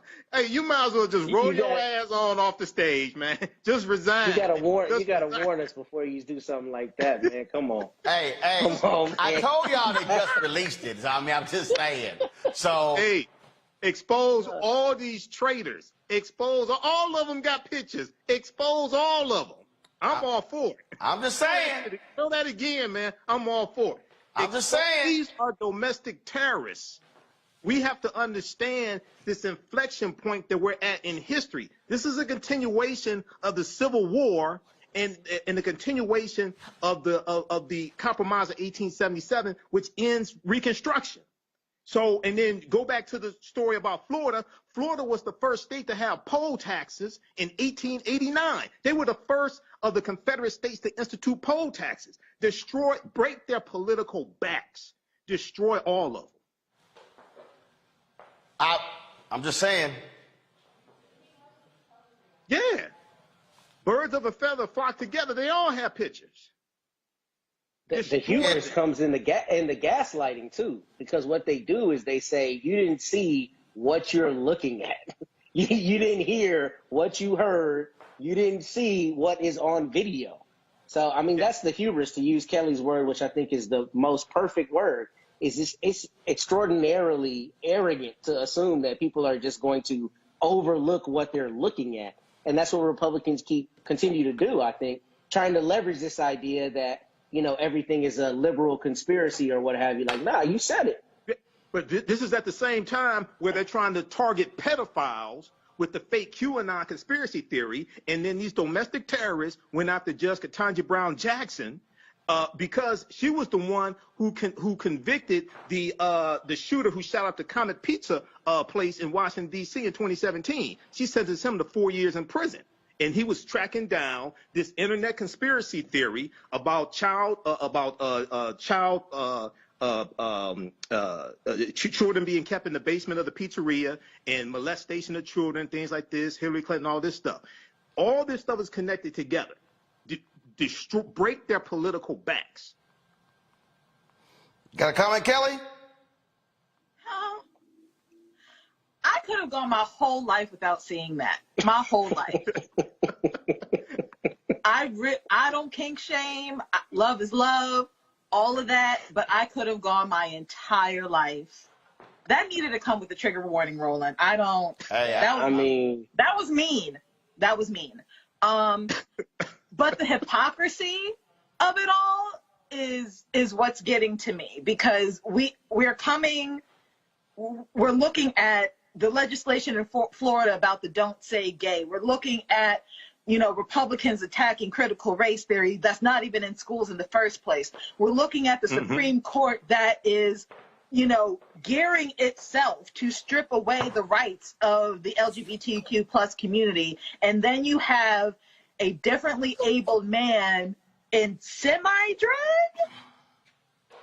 enjoying his life as if you are not part of the party that is trying to take the party away from you. I just want to show y'all. I just want to share it with y'all. All right, y'all. We're going to end on that note. Really? Kelly, Matt, Michael, I appreciate it. Y'all, I head to Dallas tomorrow, celebrate my dad. His 75th birthday, which is actually on Monday, but I'll be there on tomorrow. So I'm looking forward to that. Come on, show. Thank you. So we'll be there tomorrow. So 75th birthday is on Monday. Looking forward to it. Monday, I'll be broadcasting from Las Vegas. I'll be attending the National Association of Broadcasters Convention. So I'll be there Monday, Tuesday, then off to L.A. Wednesday, Thursday, and Friday. Next Friday is the 30th anniversary of the Rodney King riots. So we'll be broadcasting from near the scene where things happen there in L.A. So a lot of things are happening, folks. We appreciate all the support that you have for us. Download our Black Star Network app, Apple phone, Android phone, Apple TV, Roku TV, Amazon Fire, Xbox One, Samsung Smart TV, and of course, join our Bring the Funk fan club, where every dollar you give goes to support this show. P.O. Box, Senior Checks and Money Orders, P.O. Box 57196, Washington, D.C., 20037-0196. Cash App, $RM Unfiltered. PayPal's R Martin Unfiltered. Venmo's RM Unfiltered. Zelle is Roland@RolandSMartin.com. Roland@RolandMartinUnfiltered.com. Now, of course, we always end the show on Fridays showing all of our fan club members. Don't forget the 8th installment of our Ghana 2019 series is airing right after this show, so you don't want to miss that. You too, while y'all tripping, we should be at 1,000 likes by now. I don't understand, okay? Y'all sitting here for the last 2 hours, messing around, more than 2,000 folks on, and why are we sitting at 783? So look, I ain't getting off till y'all get to 1,000, so let's go. We got 237 to get to. Is 1,600 y'all watching? Hit the damn like button. We should be doing 1,000 likes every single day. Why do I have to ask y'all to hit the like button? That's all I'm saying. Hit the like button. Come on.